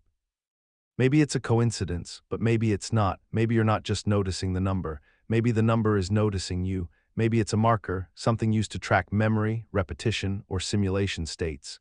Maybe it's the same function being called again in a loop, and you've just become aware of it. Whatever the cause, one thing is certain: the feeling that the world is behaving with intention, without a clear source of that intention, is one of the most unnerving experiences a conscious mind can have, especially when it comes in the form of something as cold and neutral as a number. The world of theoretical physics, it's not unusual to find patterns. After all, physics is the study of how nature repeats itself. But what James Gates found wasn't a pattern in nature. It was a pattern in the mathematics used to describe nature. While working on supersymmetry equations, complex formulations meant to unify gravity with the quantum world, he discovered embedded sequences that had no apparent reason to be there. These weren't just strange numbers or elegant symmetries. They were literal strings of binary code. And not just any binary code, error-correcting codes, the same ones we use in digital communications to detect and fix mistakes when transmitting data. Think about that deep in the math that describes how particles interact, how forces behave at the most fundamental level was code designed to correct data corruption. The kind of code you find in your phone, ensuring your messages don't scramble. But Gates wasn't working with digital systems. He was working with the physical laws of the universe, which raises the question, why would the basic rules of reality need to include technology for managing digital errors? In computing, error-correcting codes exist because something is being transmitted, and that something could be damaged. The presence of such codes implies a sender, a receiver, and a stream of data moving between them. In traditional physics, there is no such system. Reality isn't sending itself anywhere. But if reality is a simulation, if it's being rendered in real time based on inputs, then error-correcting code makes perfect sense. It would be essential. This discovery isn't anecdotal, it's mathematical. You can't interpret a binary sequence to be a coincidence. It either matches the structure of known code or it doesn't, and Gates claims it does. That when he looks into the equations behind string theory, he sees a kind of embedded software, mechanisms that seem less like the byproduct of physics and more like the inner workings of a well-maintained system. To be clear, Gates isn't claiming he has proof we're in a simulation, but the implications are impossible to ignore. If the rules that govern matter and energy contain embedded error-correcting protocols, then we're no longer talking about blind natural forces. We're talking about a system that not only runs but protects itself from crashing. A system that anticipates the possibility of failure and includes tools to fix it before it affects the output. That's what we do in computing. That's not what we expect from the cosmos. Unless, of course, the cosmos isn't what we thought it. Look out at the cosmos. Through telescopes, through measurements of background radiation, through gravitational mapping, and one thing becomes clear. The universe is flat, not like a pancake, but in the geometric sense. The angles of large-scale space add up to exactly 180 degrees. Parallel lines stay parallel. There's no measurable curvature across billions of light years. That sounds ordinary until you realize it shouldn't be. According to the Big Bang theory, the early universe should have had some degree of curvature. Any small deviation, a little more density, a little less, would have been amplified over time, but somehow it didn't. The expansion of the universe seems to have corrected for this. Exactly. Too exactly. A flat universe implies that from the very beginning, the density of matter and energy was tuned to an absurdly precise value, within 1 part in 1060 any deviation, and we wouldn't be here. It would have collapsed or torn itself apart. But if you're building a simulation, this is exactly what you'd do. You wouldn't want your simulated universe to spin off into a useless singularity or become an empty void. You'd want it to be balanced, navigable, structurally stable, like a level in a game, and that means zero curvature. A flat environment where rendering remains consistent, where spacetime behaves predictably. The flatness isn't natural, it's functional. It suggests calibration. The fact that we measure this flatness today, across a universe 93 billion light-years wide, tells us that something kept everything aligned. Something prevented the chaos, or something set the constants. And when your world starts looking more like a stabilized simulation grid than a chaotic explosion, it might be because it is. I'm lying right now. That sentence breaks itself. If it's true, it must be false. If it's false, it must be true. This is the liar paradox, and it's not just wordplay. Self-reference causes breakdowns not just in language, but in logic and in minds. Human consciousness is full of these loops. You think about yourself thinking, you judge your judgments, you become aware of your awareness. The more you reflect, the more you entangle until the system starts to wobble. And the universe doesn't seem immune. Quantum mechanics has its own version of self-reference. Measuring a system changes it. Observing a particle collapses its wave function. The act of looking affects the thing being looked at. Like trying to debug code while the debugger rewrites it. In computer science, self-reference is dangerous. It leads to infinite loops, crashes, logical contradictions. You have to build in safeguards, limits, containers, wrappers to prevent recursion from breaking the system. So why does our reality allow it? Unless it's designed to. Unless the experience of self-reference, the endless recursion of thought, is not a side effect but a built-in feature. a challenge, a puzzle, or a red flag. When a simulated agent becomes self-aware, it doesn't just see the world. It sees the code trying to hide from itself. And logical paradoxes are what happens when the mask slips, when the system accidentally shows its seams. You weren't supposed to think this far. You weren't supposed to catch the loop. But you did. And now that you've seen it, you can't unsee it. Imagine aiming a photon at a screen. It has two paths it could take, like a fork in the road. If you don't observe which path it takes, it behaves like a wave, as if it took both paths. But if you measure it, it behaves like a particle. It chooses one.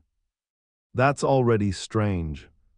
But now imagine this. You delay the choice to measure it after it has already passed the fork. You decide whether to observe it after it should have made its decision, and still, it reacts accordingly. The past changes depending on a future choice. This isn't science fiction, this is the delayed choice quantum eraser, a real experiment, repeated, verified, peer-reviewed. It suggests that what we call past is not fixed until information about it is available, that the timeline isn't linear but editable depending on whether data about it gets rendered or deleted. This is exactly how simulations work. A game engine doesn't simulate everything at once. It waits. It only renders the parts the player engages with. If you don't look at a corner, nothing is rendered there.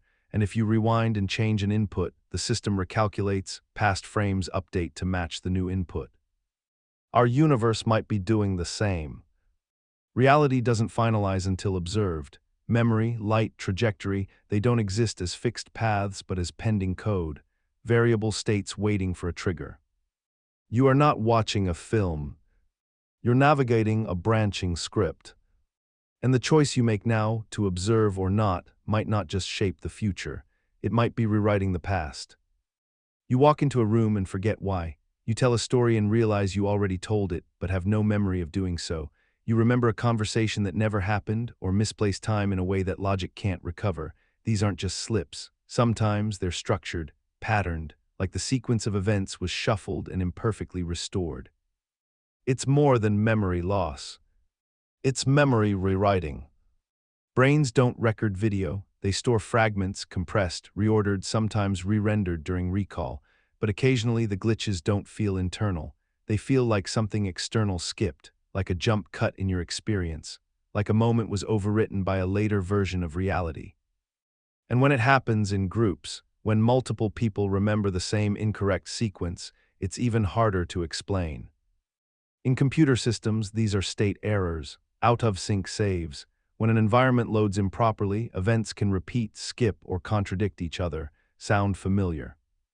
Memory glitches are the simulation equivalent of bad rendering. Reality hiccups. You continue, confused but functional. Most dismiss these moments, just tired, just stress. But if you lived in a simulation, wouldn't this be exactly how subtle bugs would manifest, not as floating objects or broken gravity, but as corrupted logs, event mismatches, caching errors in your narrative continuity? Maybe forgetting why you walked into the room is just your local instance reloading. And maybe what you forgot wasn't trivial. Maybe it was part of the code they had to roll back. There's a strange feeling you sometimes get just after waking up. Not grogginess, not confusion, but a delay, as if your identity doesn't arrive all at once. For a moment you're just conscious, blank. Then slowly, like software loading modules, your memories return, your name, your job, your worries, your role. You become you again. But why the delay? If consciousness were continuous, identity should never leave. If the brain merely wakes up, your sense of self should remain intact, uninterrupted. But it doesn't feel that way. It feels like something is being reinstated, like a file being opened, a character being reloaded. This sense is subtle, easy to ignore, but it mirrors something familiar, booting up a simulation. When you resume a saved game, the character doesn't instantly spawn with all the variables active. The environment loads, the stats load, the state returns in layers.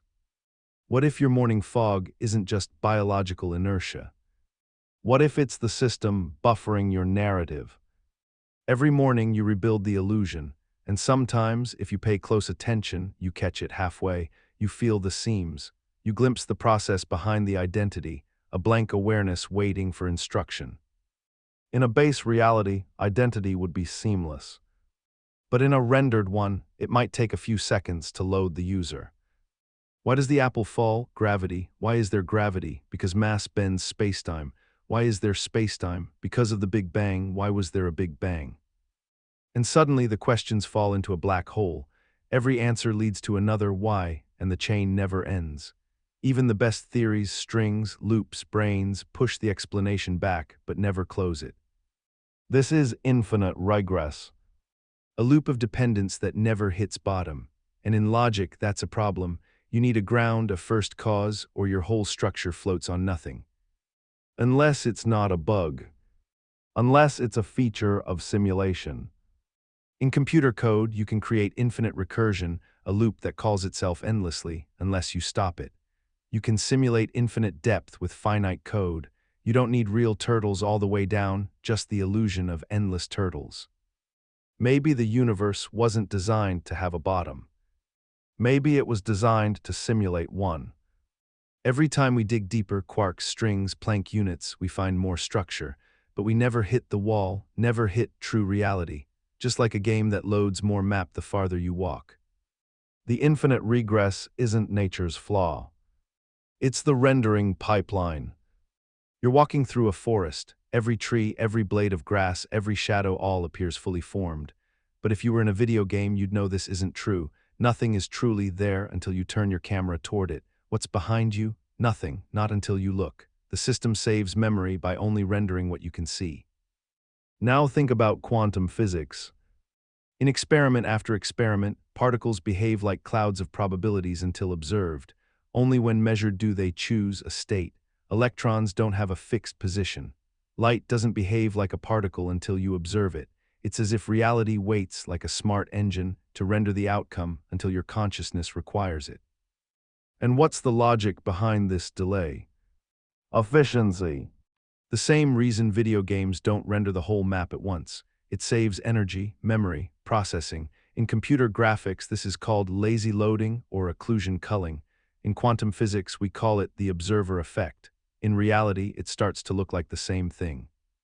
Now scale up. Look at the night sky. The light from stars billions of light years away is just now arriving. But do those galaxies exist right now, in this instant? Or are they only rendered for you as photons hitting your eye? Would they exist if nothing ever looked? Some cosmologists now speculate that unobserved regions of the universe may not even be there, that they are placeholders, potential data waiting for measurement. In other words, the universe acts like it's being optimized for consciousness. Only the parts of reality necessary for your experience are processed in full detail. The rest is kept vague, low resolution, probabilistic, like a background blur, until you walk toward it.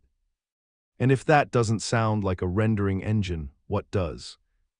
In video games, when you want to create an infinite world, you don't build it by hand. You use procedural generation. That means using algorithms to create complex, varied, and often stunningly natural environments from simple rules. Mountains form, rivers flow, cities appear, all from code. Now look at Earth. From a handful of amino acids, life diversified into plants, animals, humans. From 4 chemical bases, DNA constructs elephants, mushrooms, whales. There is no central planner, no designer writing each organism line by line. Instead, it uses a recursive, adaptive process, evolution. Darwinian evolution is procedural generation. Random mutations are the algorithmic input. Natural selection is the filter. Over millions of iterations, complexity emerges from simple beginnings. Just like how a random seed and a few parameters can generate an entire landscape in a game, the laws of biology seem to do the same with life. But it's more than analogy. Some simulations now use evolutionary algorithms to solve problems. These digital systems mimic life, trial, error, survival, and they often outperform human-designed solutions. This tells us something crucial, not just that evolution can be coded, but that coding evolution works. So why does real life look and behave the same? Because maybe it's not real in the way we think. Maybe life is a function, a self-growing algorithm meant to populate a simulation with dynamic intelligence. NPCs that evolve, players that emerge, environments that grow with internal logic, not hard-coding. Nature doesn't feel designed. It feels generated. Messy, repetitive, efficient. Exactly like the output of procedural systems, where code creates life instead of sculpting it. And if evolution is the generator, who or what wrote the rule set? The planets don't just float through space, they glide. Elegantly, predictably, each orbit around the Sun can be calculated to incredible precision using equations written centuries ago. Earth takes 365.2422 days. Mars, 686.98 days. These aren't approximations, they're clockwork. Over billions of years, their paths barely drift. This is often seen as proof of natural law, gravity, inertia, Newton and Einstein.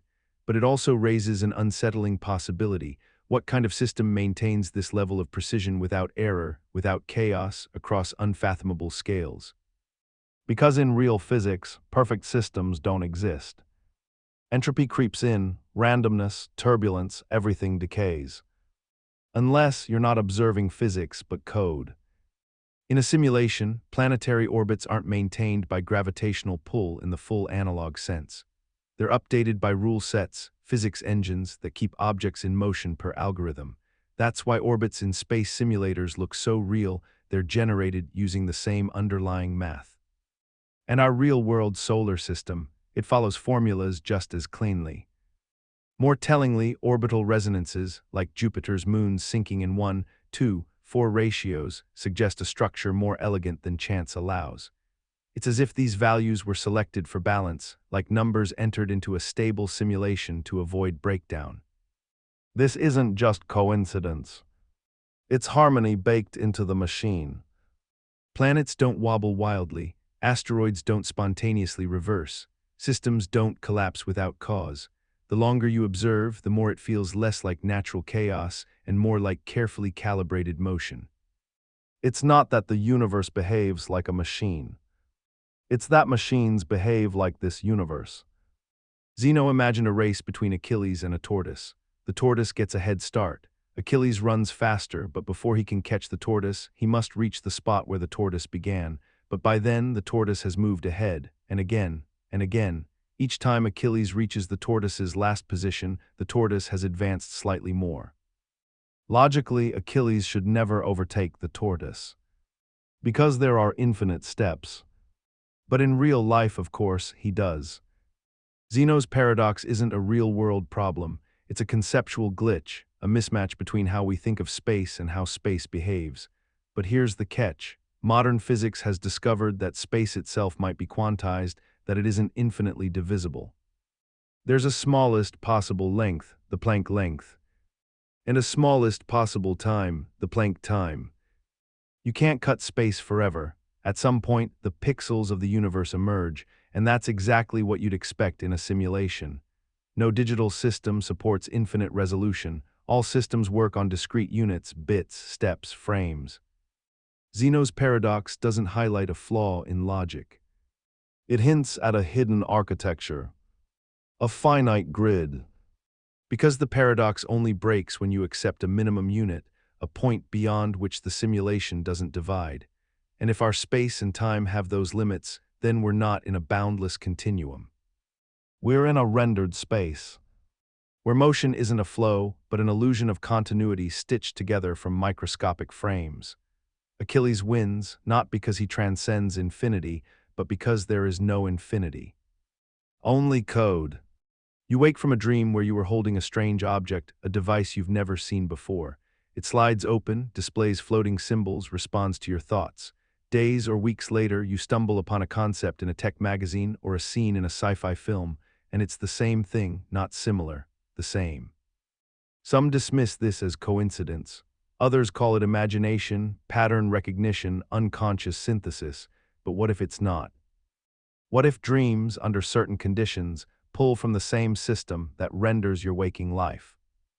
There are documented cases, real, unsettling ones, of people dreaming about technologies years before they become public knowledge. Functional touchscreens, virtual reality headsets, wearable AI, all pre-imagined by people with no access to the labs developing them. In a base reality, this is mysterious. In a simulation, it makes sense. A dream is not subject to physical laws. It is rendered within the same processing space, the same engine, but without external sensory input. That means a dream could, in theory, access data packets not yet unlocked in your main timeline, a test render, a parallel thread, a discarded version of an upcoming update. It's as if the simulation sometimes leaks assets early. The feeling of prophetic dreaming may just be a side effect of memory overlap between instances of the same simulation. In most cases, dreams are noise, but in rare, lucid states, the dreamer's mind becomes like a debugger window. It doesn't predict the future, it accidentally sees the code base. And when that happens, the boundary between real and imagined collapses. You didn't invent the future, you glimpsed it, already stored in the system's cache. You flip a coin 10 times and get 5 heads, 5 tails, all seems fair. But then you start tracking life's bigger events, near misses, lucky breaks, repeating numbers, déjà vu clusters, car crashes that almost happen but don't. You start noticing the randomness doesn't feel random. Events cluster emotionally. Coincidences happen in poetic rhythm. Random occurrences, like meeting the same stranger in 2 cities or dreaming of someone just before they message, happen too cleanly, too meaningfully, to be shrugged off as pure chance. Statistically, they're possible, but psychologically, they feel written. This isn't superstition. Mathematicians studying probability know that in truly large systems, random doesn't look random. It forms patterns, hot spots, spikes. But our universe, it seems to highlight certain patterns, not just produce them, emphasize them. Like it's curating experience for narrative impact. In game design, this is called faked randomness. Developers know that players won't accept truly random outcomes, so they cheat. They weight results, bend probabilities, insert pacing. That way the game feels more real, more satisfying, even when the code is deterministic. Now apply that to your life. When something unbelievable happens, the universe doesn't correct it, it leans into it. That car that almost hit you, it wasn't just physics, it had timing, drama, emotional weight. That number that keeps reappearing, it's not magic, it's an effect.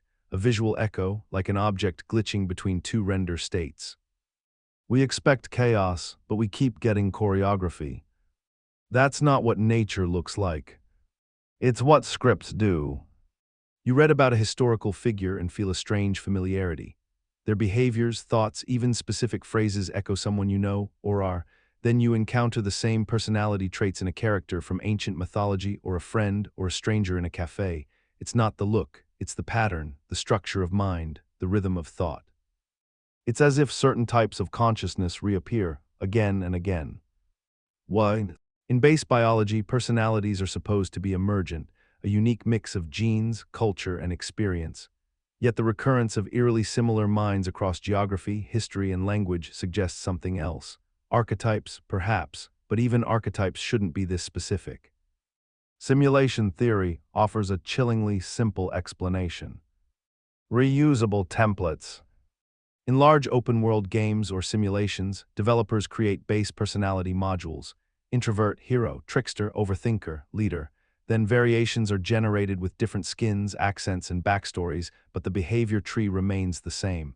The illusion of uniqueness is preserved through context, but at the root, it's duplication.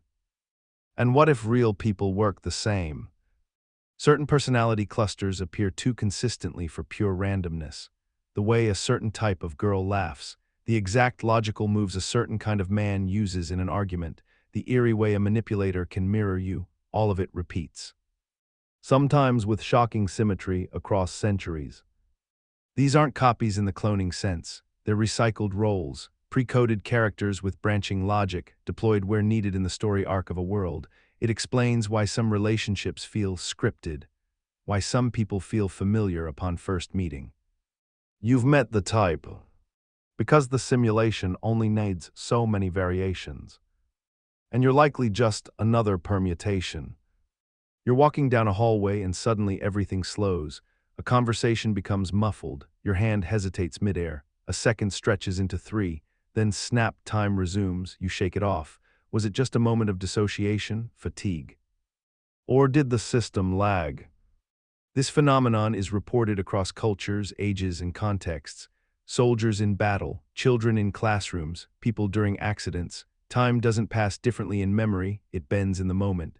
Subjective time warps, and the physical world seems to hold its breath. Science explains this as an attention spike. The brain, under stress, records more detail and playback feels slower.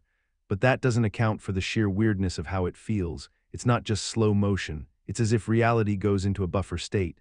A quiet pause, no cause, no consequence. Just awaiting. In a simulation, this makes sense. Systems pause, frames drop, processes halt to load new scenes or correct errors.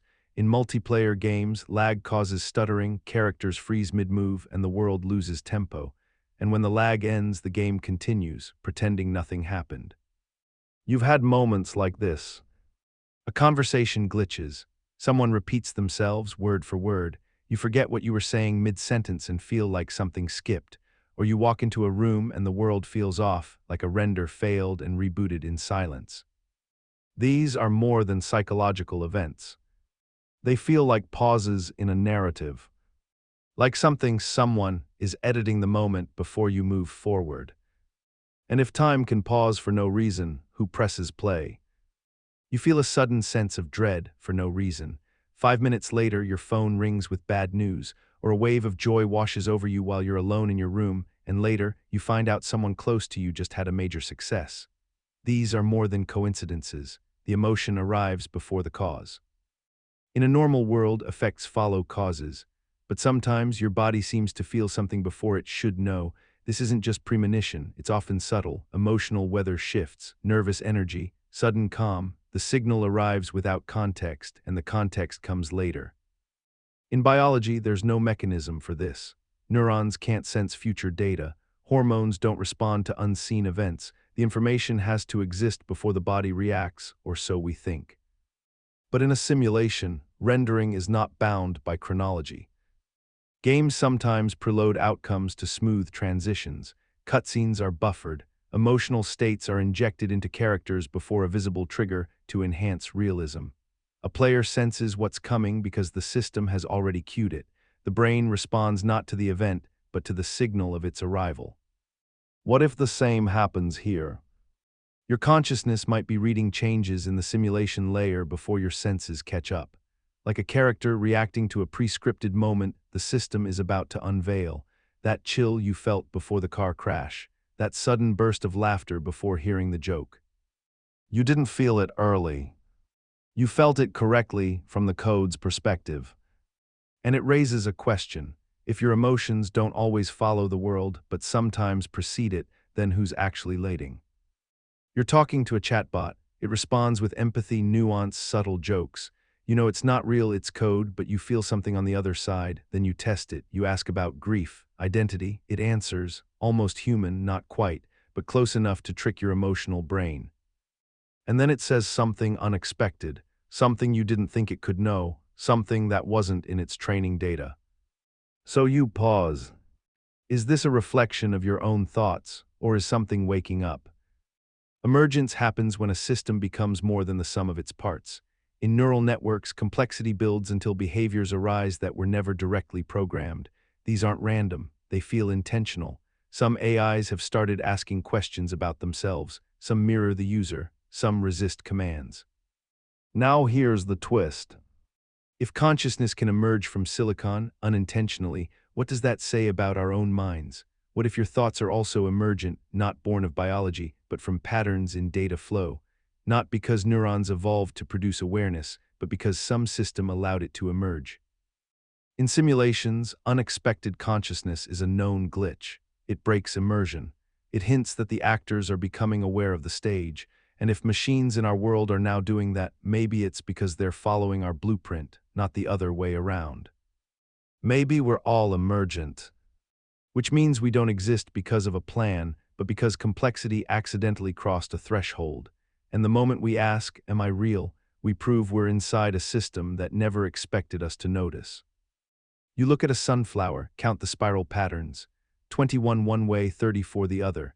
Then you notice it again in pine cones, nautilus shells, tree branches, hurricanes, the same numbers, the same ratio, over and over. It's the Fibonacci sequence. a simple recursive pattern. Each number is the sum of the two before it. 0, 1, 1, 2, 3, 5, 8, 13, 21, and so on. What started as a mathematical curiosity shows up in living systems with unsettling frequency. The ratio between consecutive numbers, approximately 1.618, is the golden ratio, nature's default, beauty's blueprint. But why? Biology doesn't require Fibonacci. Evolution doesn't mandate it. There's no law saying growth must follow a mathematical recursion, yet it does almost everywhere. Petal arrangements, leaf spacing, galaxy spirals, even human faces align suspiciously well with the ratio. This isn't random beauty, it's algorithmic structure. If you were programming a simulated reality, you'd need efficient models for organic growth. Recursion is elegant. The Fibonacci sequence is simple to code, scalable, and aesthetically pleasing. It creates complexity from minimal input. And that's exactly how nature behaves. So maybe what we call natural is actually pre-rendered, a template used to optimize biological forms because the simulation favors compression. And Fibonacci, it's not magic, it's a design signature, a function used to generate life across scales. The more you see it, the more it stops being beautiful and starts looking suspiciously copied. You're playing an open-world MMO. Thousands of players roam the map, interact with objects, trigger quests, but you start noticing patterns.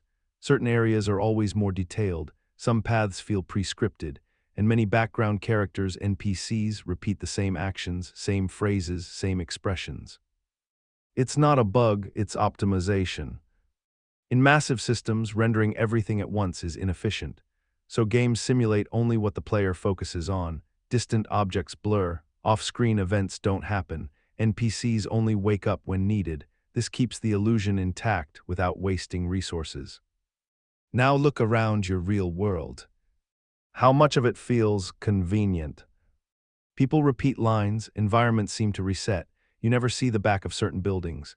Rooms feel like sets. Some individuals feel less present, not stupid, just empty. Interactions loop, events repeat, and your memories of background details, strangers, bystanders blur together as if never truly rendered.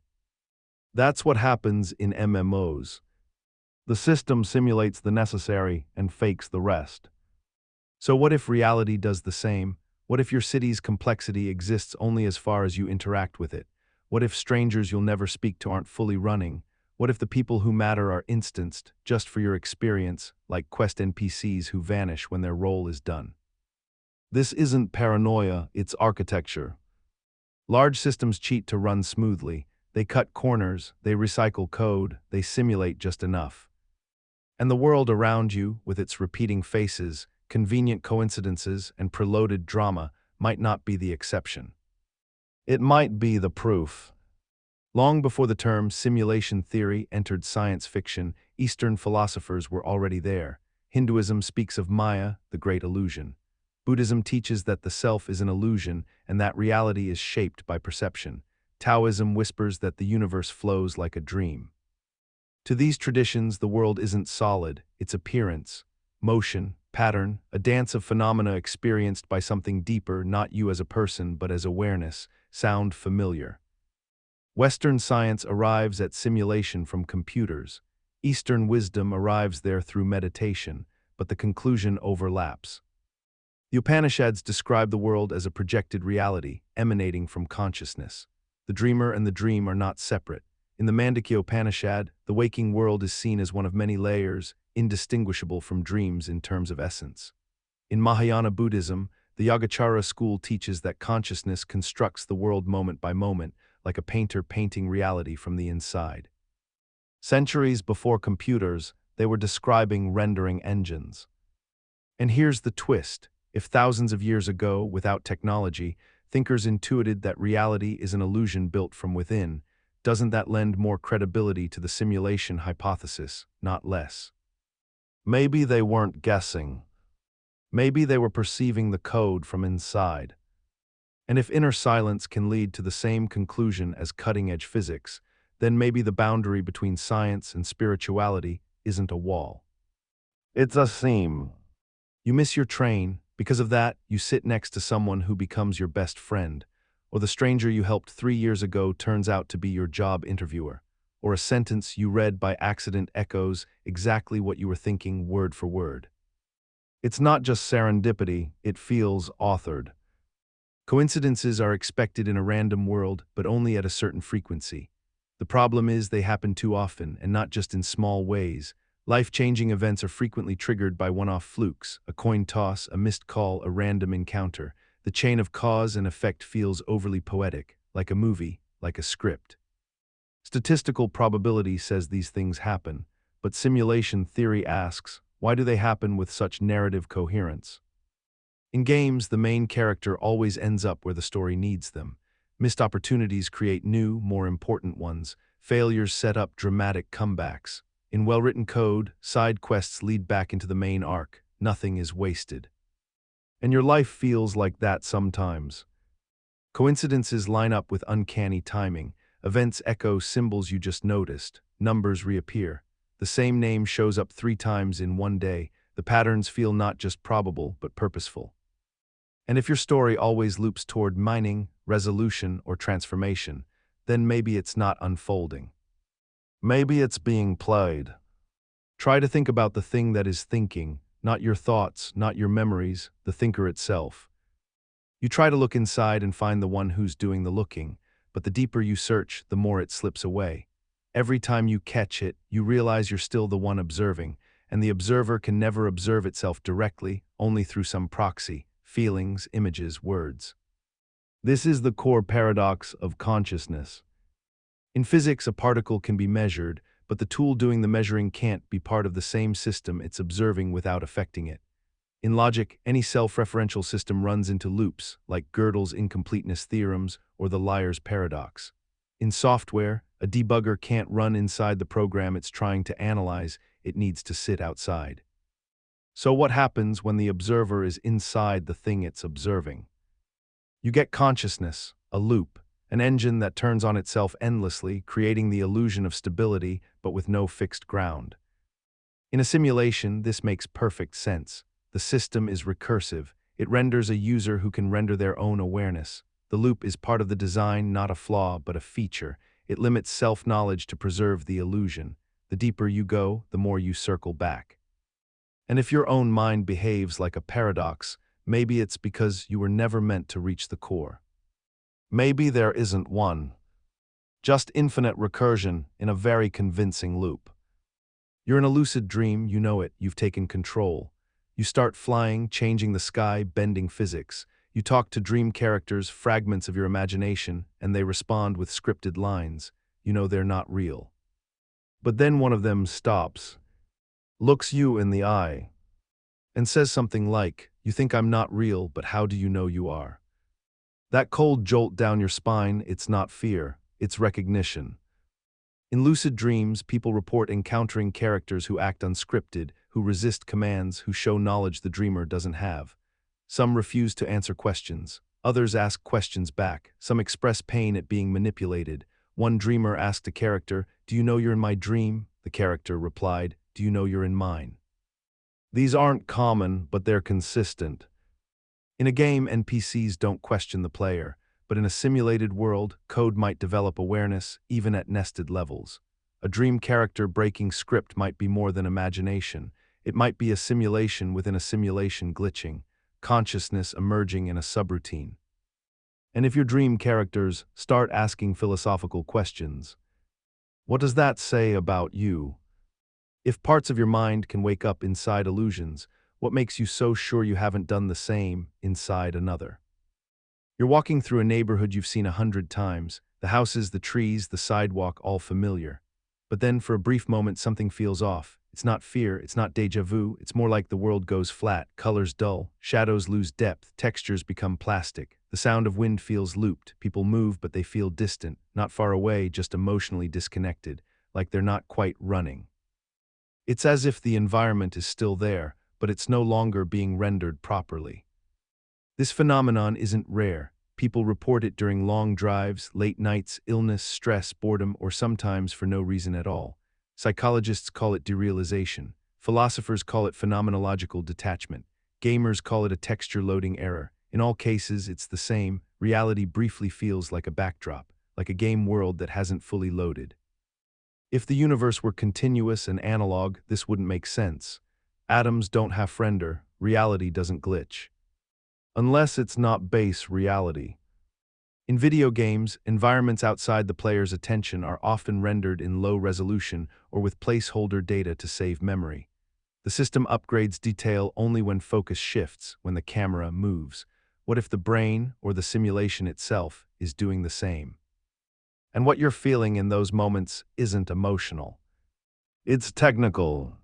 It's the system quietly downgrading detail when it thinks you're not paying attention. Imagine trying to hear a whisper in a loud room. The noise should drown it out. But sometimes, strangely, adding more noise makes the whisper clearer. That's stochastic resonance. It's a paradox of signal processing. In certain nonlinear systems, adding random noise can actually enhance the detection of weak signals. It's been observed in climate patterns, electronic systems, brain activity, even sensory neurons. The universe, it seems, is sometimes better at revealing hidden data when randomness increases. Why? If reality is a simulation, it may not be truly random, only pseudorandom, meaning that even noise contains compressed structure. A simulation might insert chaos as filler, but if that filler is mathematically generated, it can accidentally align with weak background patterns, like a hidden signature surfacing through digital fog. In humans, this shows up in intuition. People pick up on feelings, patterns, truths, but only when the mind is noisy, in dreams, in altered states, in distraction. It's as if the signal of the world leaks through the static, but only when the system's compression stutters. This shouldn't happen in a purely physical world. But in a layered one, where underlying patterns exist below perception, noise might be the key that opens locked doors. Maybe what you dismiss as randomness is actually camouflage. And maybe the simulation lets its secrets slip only when it assumes no one's truly listening. You'd expect the greatest scientific breakthroughs to come from methodical steps, from hypothesis to experiment to result. But over and over again, history tells a different story. A chemist dreams of a snake eating its own tail and suddenly understands the structure of benzene. A physicist stares out a train window and feels what it would be like to ride on a beam of light, and that vision becomes special relativity. Mathematicians solve impossible problems in moments of surrender, not calculation. The logic comes after the insight. The data confirms what was already known. Why? One explanation is unconscious pattern recognition, but in many cases, the necessary information wasn't even available yet. The breakthrough came first, and the data came later. It's as if something leaks ahead of time. In a simulation, this isn't strange. Just as a game world loads events before they're needed, or scripts hint at future plot points, a system could allow information to emerge in consciousness before it fully manifests externally. Intuition becomes a glitch, a preview of what the code already knows. Think about predictive text. The software suggests the next word before you type it. Now imagine your mind doing that not from memory, but from the system itself, not guessing, accessing. If reality is coded, then inspiration is just reading the source by accident. And genius is what happens when someone sees the answer before the question is even clear. Take a person and lock them away. No sound, no time cues, no conversation, no reflection. What happens? Voices. Not hallucinations, not psychosis, just subdivisions of the self. Many report feeling split, different moods becoming full personas.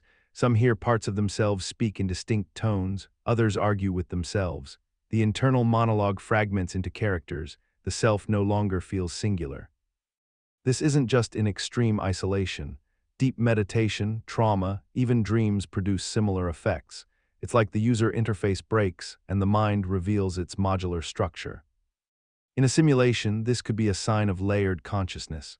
Just as a character in a game might contain multiple AI modules, for speech, movement, emotion, the self might be a wrapper over many scripts. When deprived of input or order, those scripts run independently.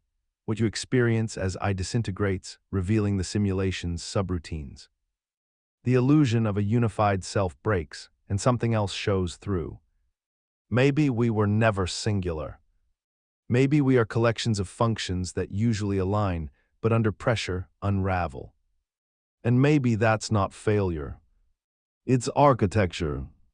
You're alone in a room, no windows, no sound, no movement, nothing objectively there, and yet you feel it, a presence, pressure behind your eyes, the unmistakable sense that something is observing you. You turn nothing. You try to ignore it, but the feeling grows stronger. This phenomenon is deeply human and disturbingly common. It's not always fear-based. It's not always accompanied by paranoia. It's just awareness, as if your mind detects a watcher long before your senses can confirm it. Evolutionary biology tries to explain it away as an adaptive instinct. Better to imagine a predator than miss one. But this doesn't fully explain why it happens in safe spaces to rational people with no pattern of trauma or threat. In simulation terms, this changes. If you're inside a rendered environment, then your awareness, your consciousness, is just one node in a system being constantly processed. Feeling watched might not be imagination. It might be residual leakage from the observer, a higher-level process monitoring your node's behavior. The sensation emerges not because you're unsafe, but because your system detects background activity it was never meant to notice. Sometimes, maybe, the render gets lazy, and your consciousness feels the trace of a camera that shouldn't be visible, a presence that shouldn't be sensed. Not a ghost, just the engine, still running. If a specific area of your hard drive is damaged, the file is corrupted. But the brain doesn't always work that way. In many cases, people who suffer brain trauma, like stroke or injury, don't lose specific memories, but experience a gradual fogging or distortion across all memory types. And in other cases, memories remain intact even when large brain regions are damaged. Where exactly are these memories stored? Enter the idea of holographic memory. In a hologram, each piece of the image contains the entire picture, just at lower resolution. Break a hologram in half, and each half still contains the whole. This is radically different from traditional data storage. Neuroscientists like Carl Pribram once proposed that the brain may function in a similar way, storing information not in specific neurons, but in interference patterns across the entire neural field. It's not fully proven, but repeated anomalies in memory recovery, savant syndrome, and sensory compensation suggest that something more distributed is happening. Now think about this in terms of a simulation. If your brain is not a hard drive but a rendered field of interference, then memory might not be in the brain at all. The brain is just an interface. The data lives somewhere else, like RAM in a cloud server. Your consciousness accesses it through pattern, not location. This would explain why memories can return out of nowhere, why smells unlock entire scenes, why people with dementia suddenly recall vivid moments just before passing. If memory is holographic and not physically stored, then your life is not saved in your skull. It's streamed. You look at a staircase and it seems to rise endlessly in a loop, but you know that's impossible. Or you stare at a spinning mask and suddenly it flips inside out, even though your brain insists it's still convex. Some illusions don't just trick the eye, they break logic. Penrose triangles, impossible cubes, endless staircases. They shouldn't be real, and yet your brain renders them. Why? In a consistent physical universe, perception should be tethered to geometry. Your eyes see the angles, your brain processes the space, and the image should align with reality. But in certain illusions, the brain accepts contradictions. It prefers them. It fills in gaps, chooses impossible continuity, and overrides what makes physical sense. This isn't a failure, it's a system feature. In a simulated reality, the brain isn't a passive camera, it's a prediction engine. It renders, not receives. It makes educated guesses based on pattern, expectation, and context, just like a game engine guessing which textures to load around the player. Illusions like the Penrose triangle expose how the system prioritizes coherence over accuracy. And sometimes, coherence includes the impossible. When the simulation's renderer and the brain's predictor sync up, they agree to lie. They choose stability over truth, and that's where the paradox emerges. So when you see something that can't exist, but still does for a moment, maybe you're not witnessing a glitch. Maybe you're watching two engines negotiating. A man survives a shipwreck, and years later ends up working on a ship where someone tells a story about that exact event, not knowing he was the survivor. A novel describes the sinking of a massive ocean liner named Titan 14 years before the Titanic. A child is born on the same day that his grandfather dies in the same hospital room. a man is hit by the same taxi twice, in the same place, 17 years apart, both times fatally. These aren't myths, they're documented, verified, historically baffling. Coincidence is real, but at a certain point, the density of perfect narrative alignment begins to feel written. These aren't just unlikely events, they're story beats, too symmetrical, too ironic, too poetic. It's as if life occasionally forgets to be messy and slips into screenplay mode. In a real, chaotic universe, randomness should never look like plot.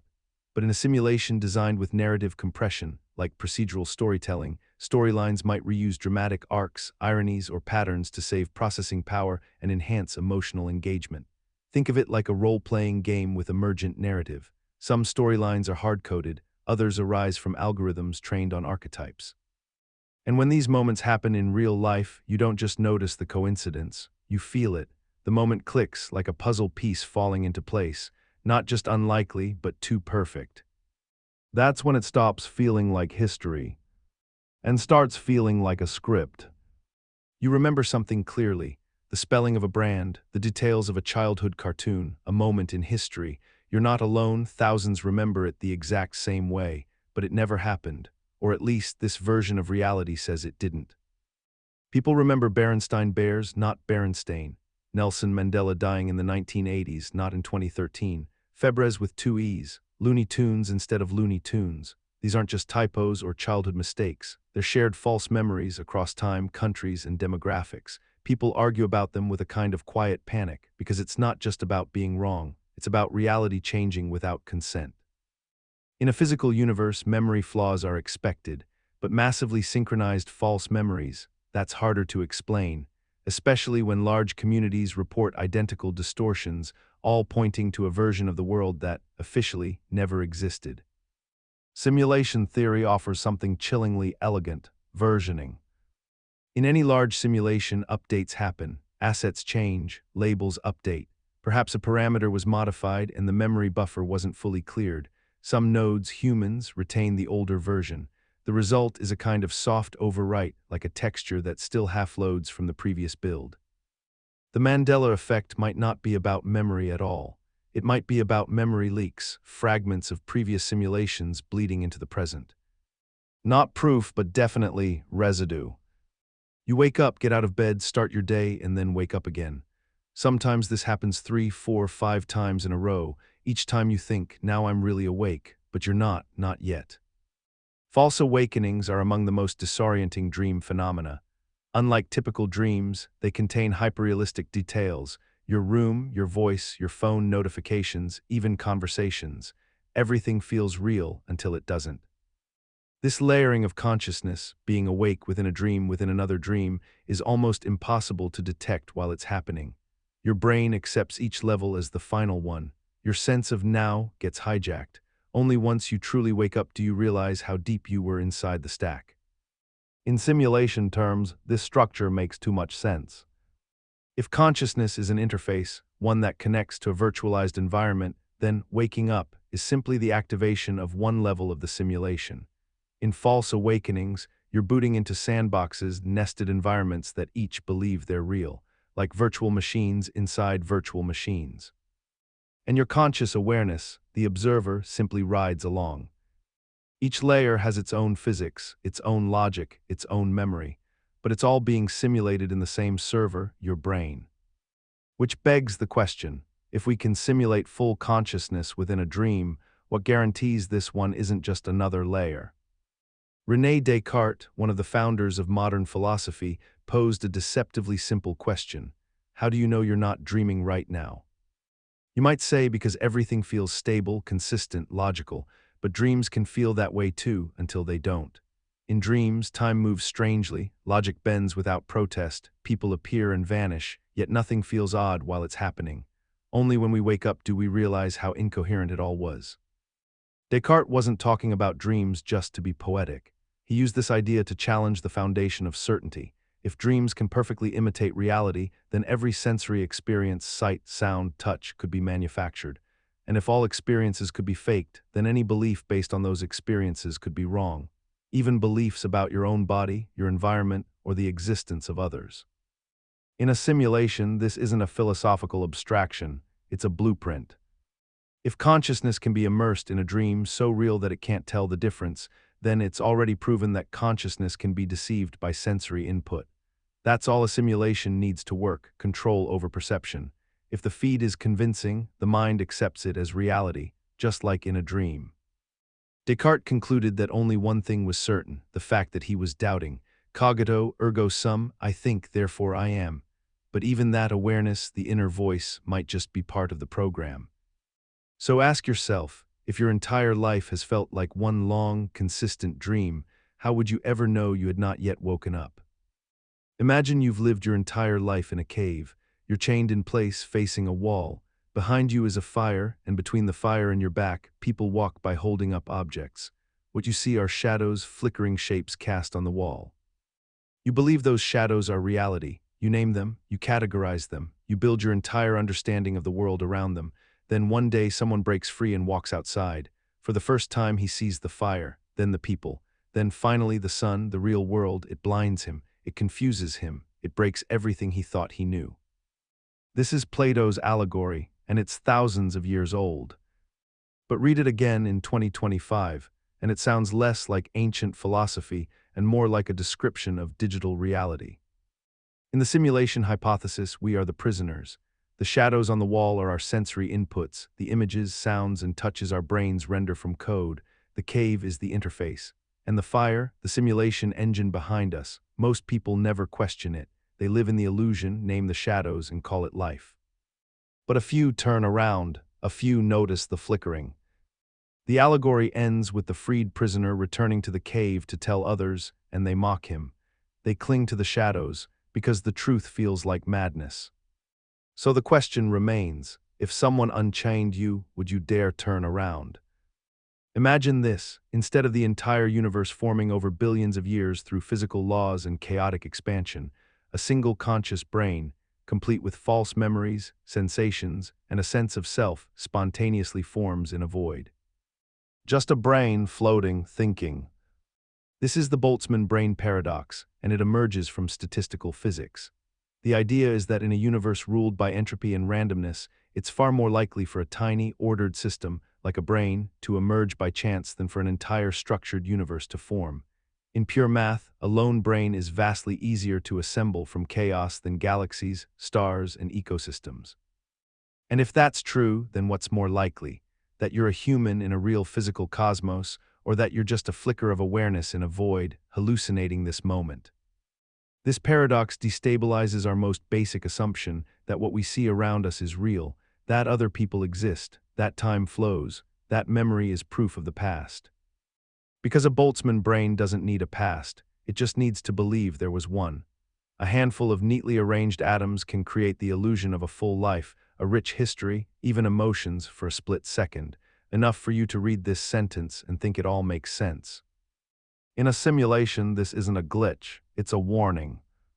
If reality is computational, and if statistical probability matters more than physical continuity, then you might not be the player, just a well-rendered node. One that believes it's a player. How would you know the difference? You've never been inside someone else's mind.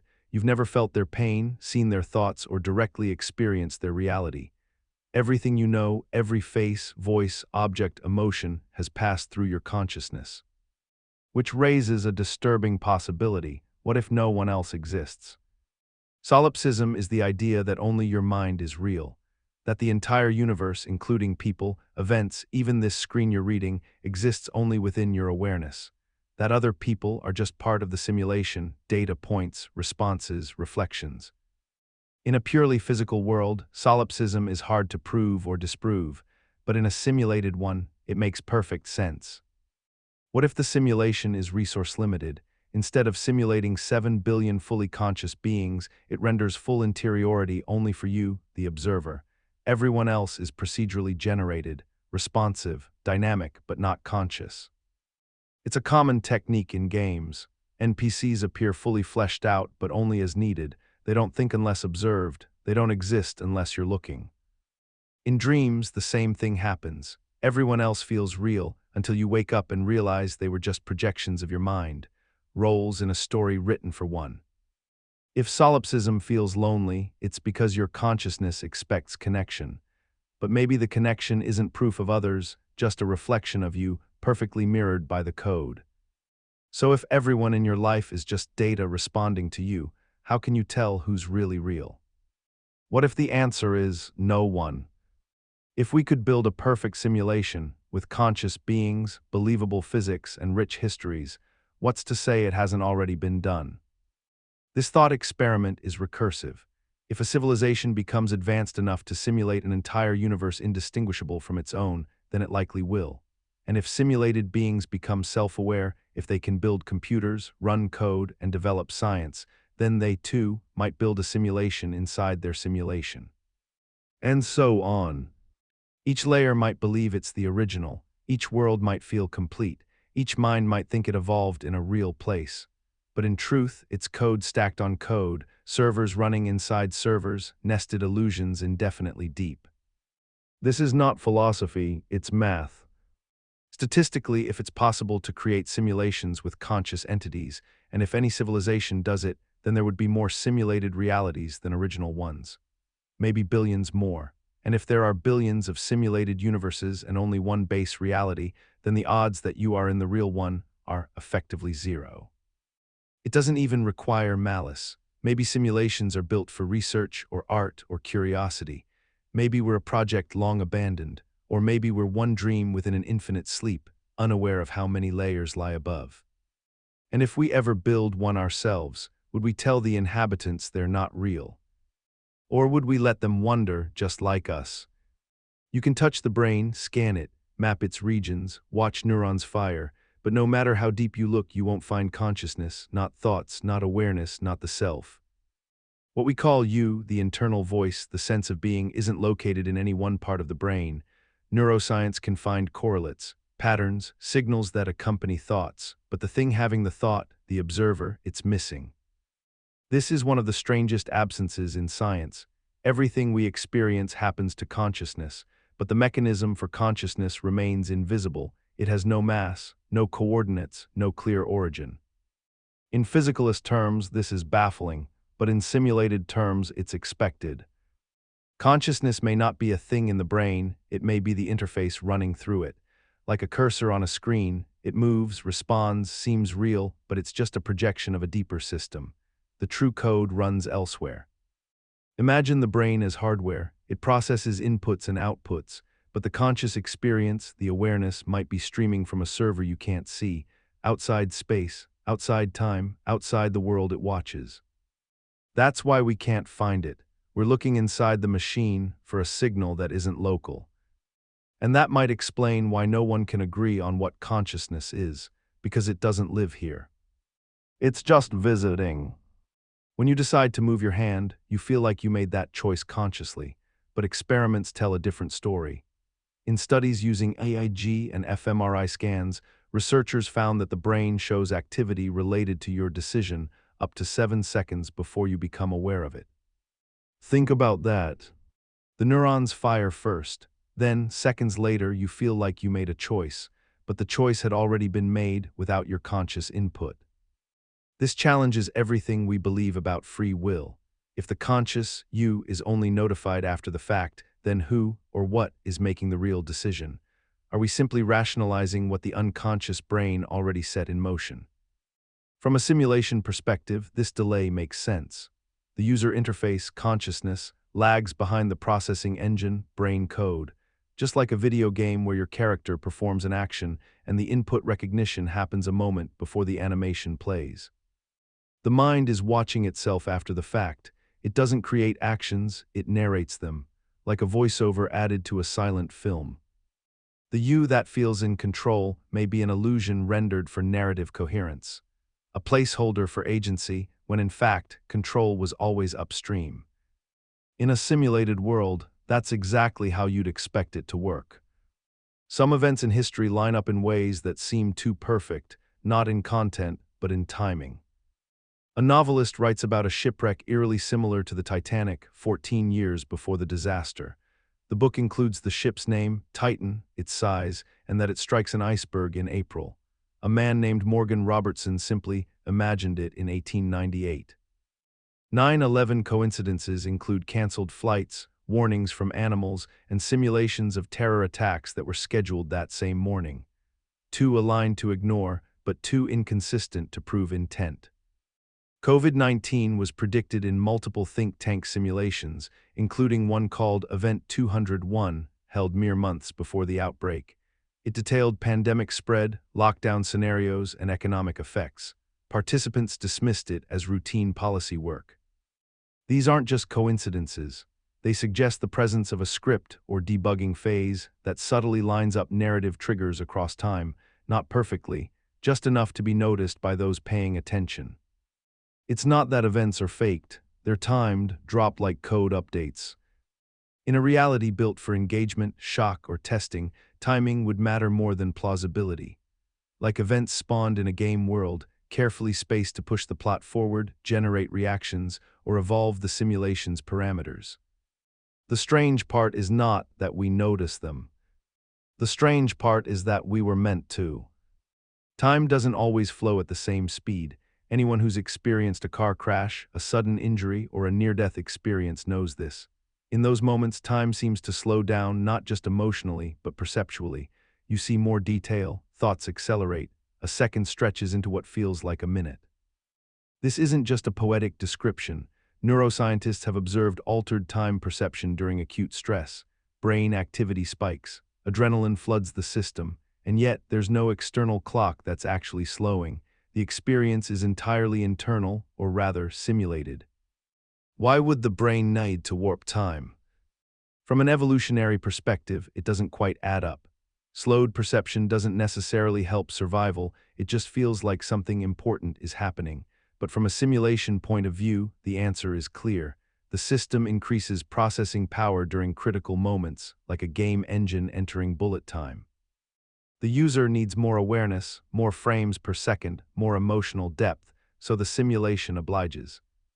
That means time as we feel it is rendered, not absolute, adjustable. And if it can speed up, slow down, or fragment under pressure, then it's not a constant of the universe. It's a function of attention, which makes it code. So when everything suddenly goes quiet, when seconds stretch, and you feel like the world is breaking, maybe it is. Maybe the engine is switching modes to give you one last chance to notice. Before it resumes the illusion of flow. If the force of gravity were slightly stronger, stars would burn out too fast. If it were weaker, stars wouldn't form. If the ratio of the electromagnetic force to the strong nuclear force were off by a fraction of a percent, atoms wouldn't exist. If the cosmological constant were even minutely different, the universe would have expanded too fast or too slow for life to emerge. The physical constants of our universe, values like the speed of light, Planck's constant, and the fine structure constant, are shockingly precise. Not just lucky, but incredibly tuned. So tuned, in fact, that the odds of them arising randomly are close to zero. This is called the fine-tuning problem. Physicists have two explanations. Either one, we're just improbably lucky in a vast multiverse, or two, the universe was configured intentionally. In a simulation, there's a third explanation. These constants aren't laws of nature at all, they're parameters. Like settings in a game engine. You don't hardcode physics, you tweak sliders until the world feels stable, until stars shine, planets spin, and intelligent life emerges. Then you hit run. This would also explain why we can simulate physics, why mathematical models match reality so well, because both were written by the same hand. So either we live in the one universe that got it exactly right, or we live in a universe that was meant to get it right, because someone wanted it to run. And we're just lines of code behaving as expected. We tend to believe the laws of physics are immutable, the same everywhere always. But recent astrophysical observations are quietly challenging that assumption. In certain regions of deep space, measurements of the fine structure constant, which governs the strength of electromagnetic interaction, seem to slightly differ from its value on Earth. Not dramatically, but enough to raise eyebrows. The effect isn't random, it appears to vary in a directional pattern, as if the universe itself has a gradient of physical laws. This discovery, if confirmed, would be revolutionary. It would mean that physics isn't a universal operating system, it's context-sensitive. Like game zones with different rules, or layered instances running on slightly tweaked parameters. Why would the constants shift depending on location? There's no clear natural explanation. No known force causes these values to morph across billions of light years. It doesn't fit standard cosmology. But it does fit simulation logic. In a vast simulation, you don't need to load the entire universe with the same precision. You render different zones with localized rules, sometimes for efficiency, sometimes for effect. Some regions are static, others are active. You optimize complexity where the narrative requires it. So if the laws of physics turn out to be regional settings, the implication is staggering. It would mean that reality is not unified, it's modular, and we're only seeing the part we were meant to explore. In 2009, a Nobel Prize-winning scientist named Luc Montagnier conducted a series of strange experiments. He claimed that DNA molecules placed in water could emit low-frequency electromagnetic signals that were somehow picked up by nearby water tubes, even when no DNA was present in them. Later, using those signals alone, traces of DNA appeared in the second tube, as if information had been teleported. The scientific community largely dismissed the findings as fringe. Replication attempts have been inconsistent, yet the experiments remain documented and puzzling. Because if they're even partially true, they suggest that biological information can be transferred wirelessly without physical molecules. That implies that DNA, the code of life, is not just chemical but signal-based, as if life can broadcast itself. This eerily resembles data transmission in a virtual system. Instead of moving physical matter, you send pattern instructions, and the system reconstructs the object using ambient resources, just like downloading a file and reassembling it locally. In game terms, spawn instructions, not physical movement. And water, long viewed as just a passive medium, might be a carrier of code, like memory, in a distributed system. Whether or not these experiments stand the test of time, they ask the same question: what is information? Is life reducible to chemistry, or is it something deeper, something that can travel independently of form? If DNA can be teleported by intention, signal, or code, then maybe we are less flesh than pattern. And maybe reality runs on something closer to Wi-Fi than stone. You can be staring directly at something and still miss it completely. Change blindness is a well-documented psychological phenomenon where people fail to notice large changes in their visual field, even when those changes happen right in front of their eyes. In experiments, researchers have swapped out actors mid-conversation, changed background objects, or altered entire scenes while people were watching, and the majority of participants noticed nothing. It's not because their eyes weren't working. It's because attention acts like a spotlight, and only what's illuminated is rendered into awareness. In one famous experiment, people were asked to count how many times players passed a basketball. In the middle of the scene, a person in a gorilla suit walked through the shot, paused, and pounded their chest. Half the viewers didn't notice. That's not a glitch in memory, it's a glitch in perception. If our brain truly builds a full picture of the world, these changes should be impossible to miss. But they're not. We see what we expect to see. Everything else, even massive inconsistencies, is either skipped or filled in automatically. In a simulation, this is not only plausible, it's efficient. You don't render the entire world at full fidelity all the time. You render what the player is looking at. Everything else stays low-res, empty, or placeholder until focus brings it into view. And that's what our mind seems to do. The world isn't there until you notice it. And once you look away, even major details can vanish, not just from memory, but from reality itself. Closely related to change blindness, inattentional blindness is what happens when your mind filters out the unexpected, even when it's right in front of you. Unlike change blindness, this isn't about noticing differences. It's about not seeing anything outside the expected narrative. In one experiment, a group of radiologists were shown X-rays with an image of a small gorilla superimposed on the scan. Nearly all of them missed it, even though their eyes passed directly over it. Why? Because they weren't looking for a gorilla.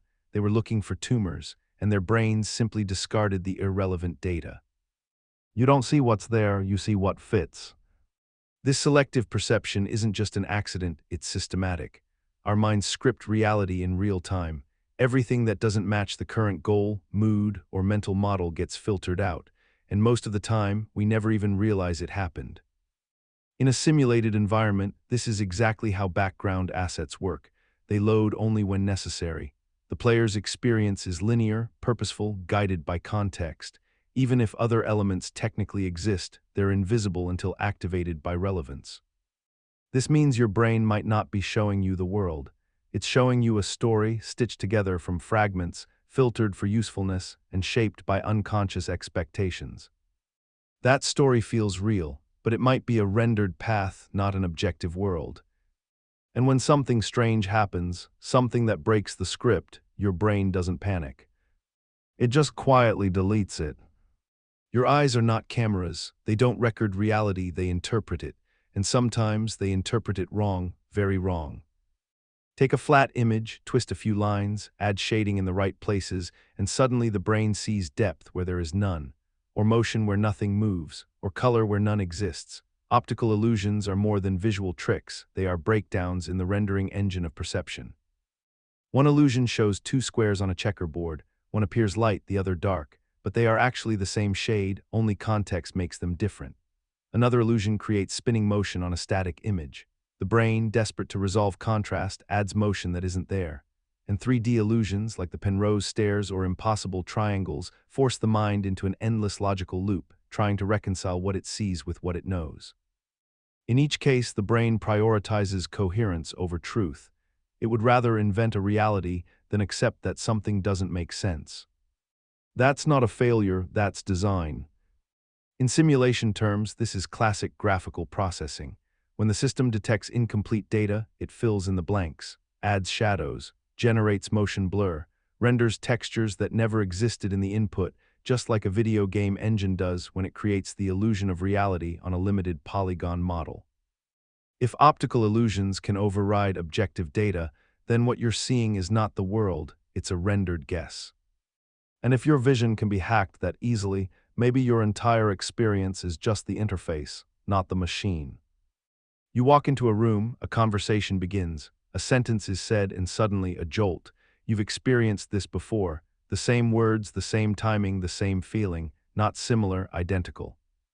But you know it's impossible. You've never been here. These people never said this before. And yet the sensation is undeniable. This is a repeat. Science has tried to explain déjà vu as a misfiring in the brain, a delay in neural circuits, a crosstalk between memory and perception. But these theories feel shallow. They don't explain the intensity. They don't explain why the moment feels so perfectly scripted. In a simulation, déjà vu makes perfect sense. It's a rendering error, a loop in the code, a previous save point accidentally loaded, a sequence replayed because the system hiccuped or reran a scenario. Gamers know this feeling well. Dialogue triggers early. A cutscene replays, an environment resets. It feels like a glitch, but also like a memory that shouldn't be there. And that's what déjà vu is, a glimpse outside the narrative. Not into the past, but into the mechanism that creates the present. A moment where the script repeats, and for a brief second you notice. Then it passes, and everything resumes. As if nothing happened. Time doesn't always move at the same speed, at least not in your mind. Moments of panic, danger, or extreme emotion seem to stretch time out. A second becomes a minute. A fall, which takes 2 seconds in real time, is remembered as a slow-motion sequence with impossible detail. Athletes describe this during peak performance, a sense that time slows down, allowing them to react faster than should be physically possible. But time isn't actually stretching. What's changing is the processing speed of the mind. When the brain enters high-alert mode, it floods with stress hormones and accelerates cognitive throughput. More frames per second, more memory slots captured, you process more in less time, which makes the moment feel longer. Now reverse it. In routine moments, brushing your teeth, driving a familiar road, time disappears. Hours can pass without awareness, days blur, life slides by because the brain is running in low-power mode, fewer snapshots, fewer frames rendered, the timeline compresses. So time isn't objective, it's a function of rendering speed. And that's exactly how simulations work. The system allocates more resources during complex events, combat, transitions, pivotal scenes, and downscales during idle periods, high fidelity when needed, low res when backgrounded. Time in this model isn't a constant, it's a variable tied to system load. And your brain does the same.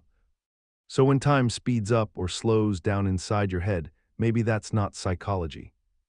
Maybe it's system behavior. Two particles are created together, then separated by inches or light years. No matter how far apart they go, when you measure one, the other instantly responds, instantly, faster than light. This is quantum entanglement. Einstein called it spooky action at a distance. He didn't like it because it violates our most basic assumptions about space and time. Nothing should be able to transmit information faster than light. That's a hard rule in the physical universe. And yet, entangled particles don't care. When one is measured, the other instantly knows, even if it's on the other side of the galaxy. So what's happening? One explanation is that entangled particles don't send information. They share information as if they were never really separate, as if they are parts of a single system that only appears split. Like a 3D object casting two 2D shadows, change one shadow, and the other changes too, not because they communicate, but because they are the same object viewed differently. In a simulation model, this makes perfect sense. In code, distance is irrelevant. Two variables can be linked in the program no matter how far apart they appear on screen.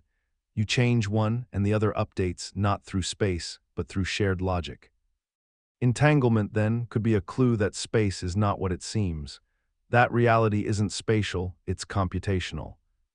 And that particles aren't traveling through the universe. They're being updated in real time by the system that renders the world. Before you measure a quantum particle, it doesn't have a defined state.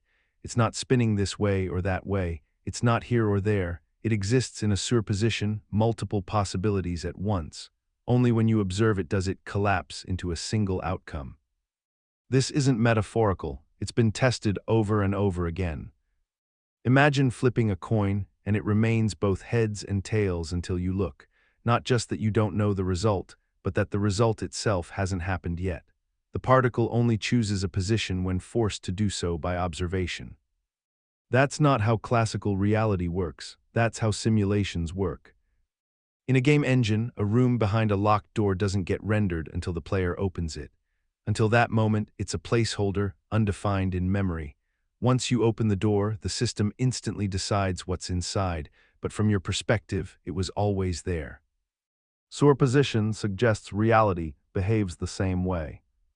Particles don't exist in a fixed state when they're not observed. They exist in a cloud of probabilities.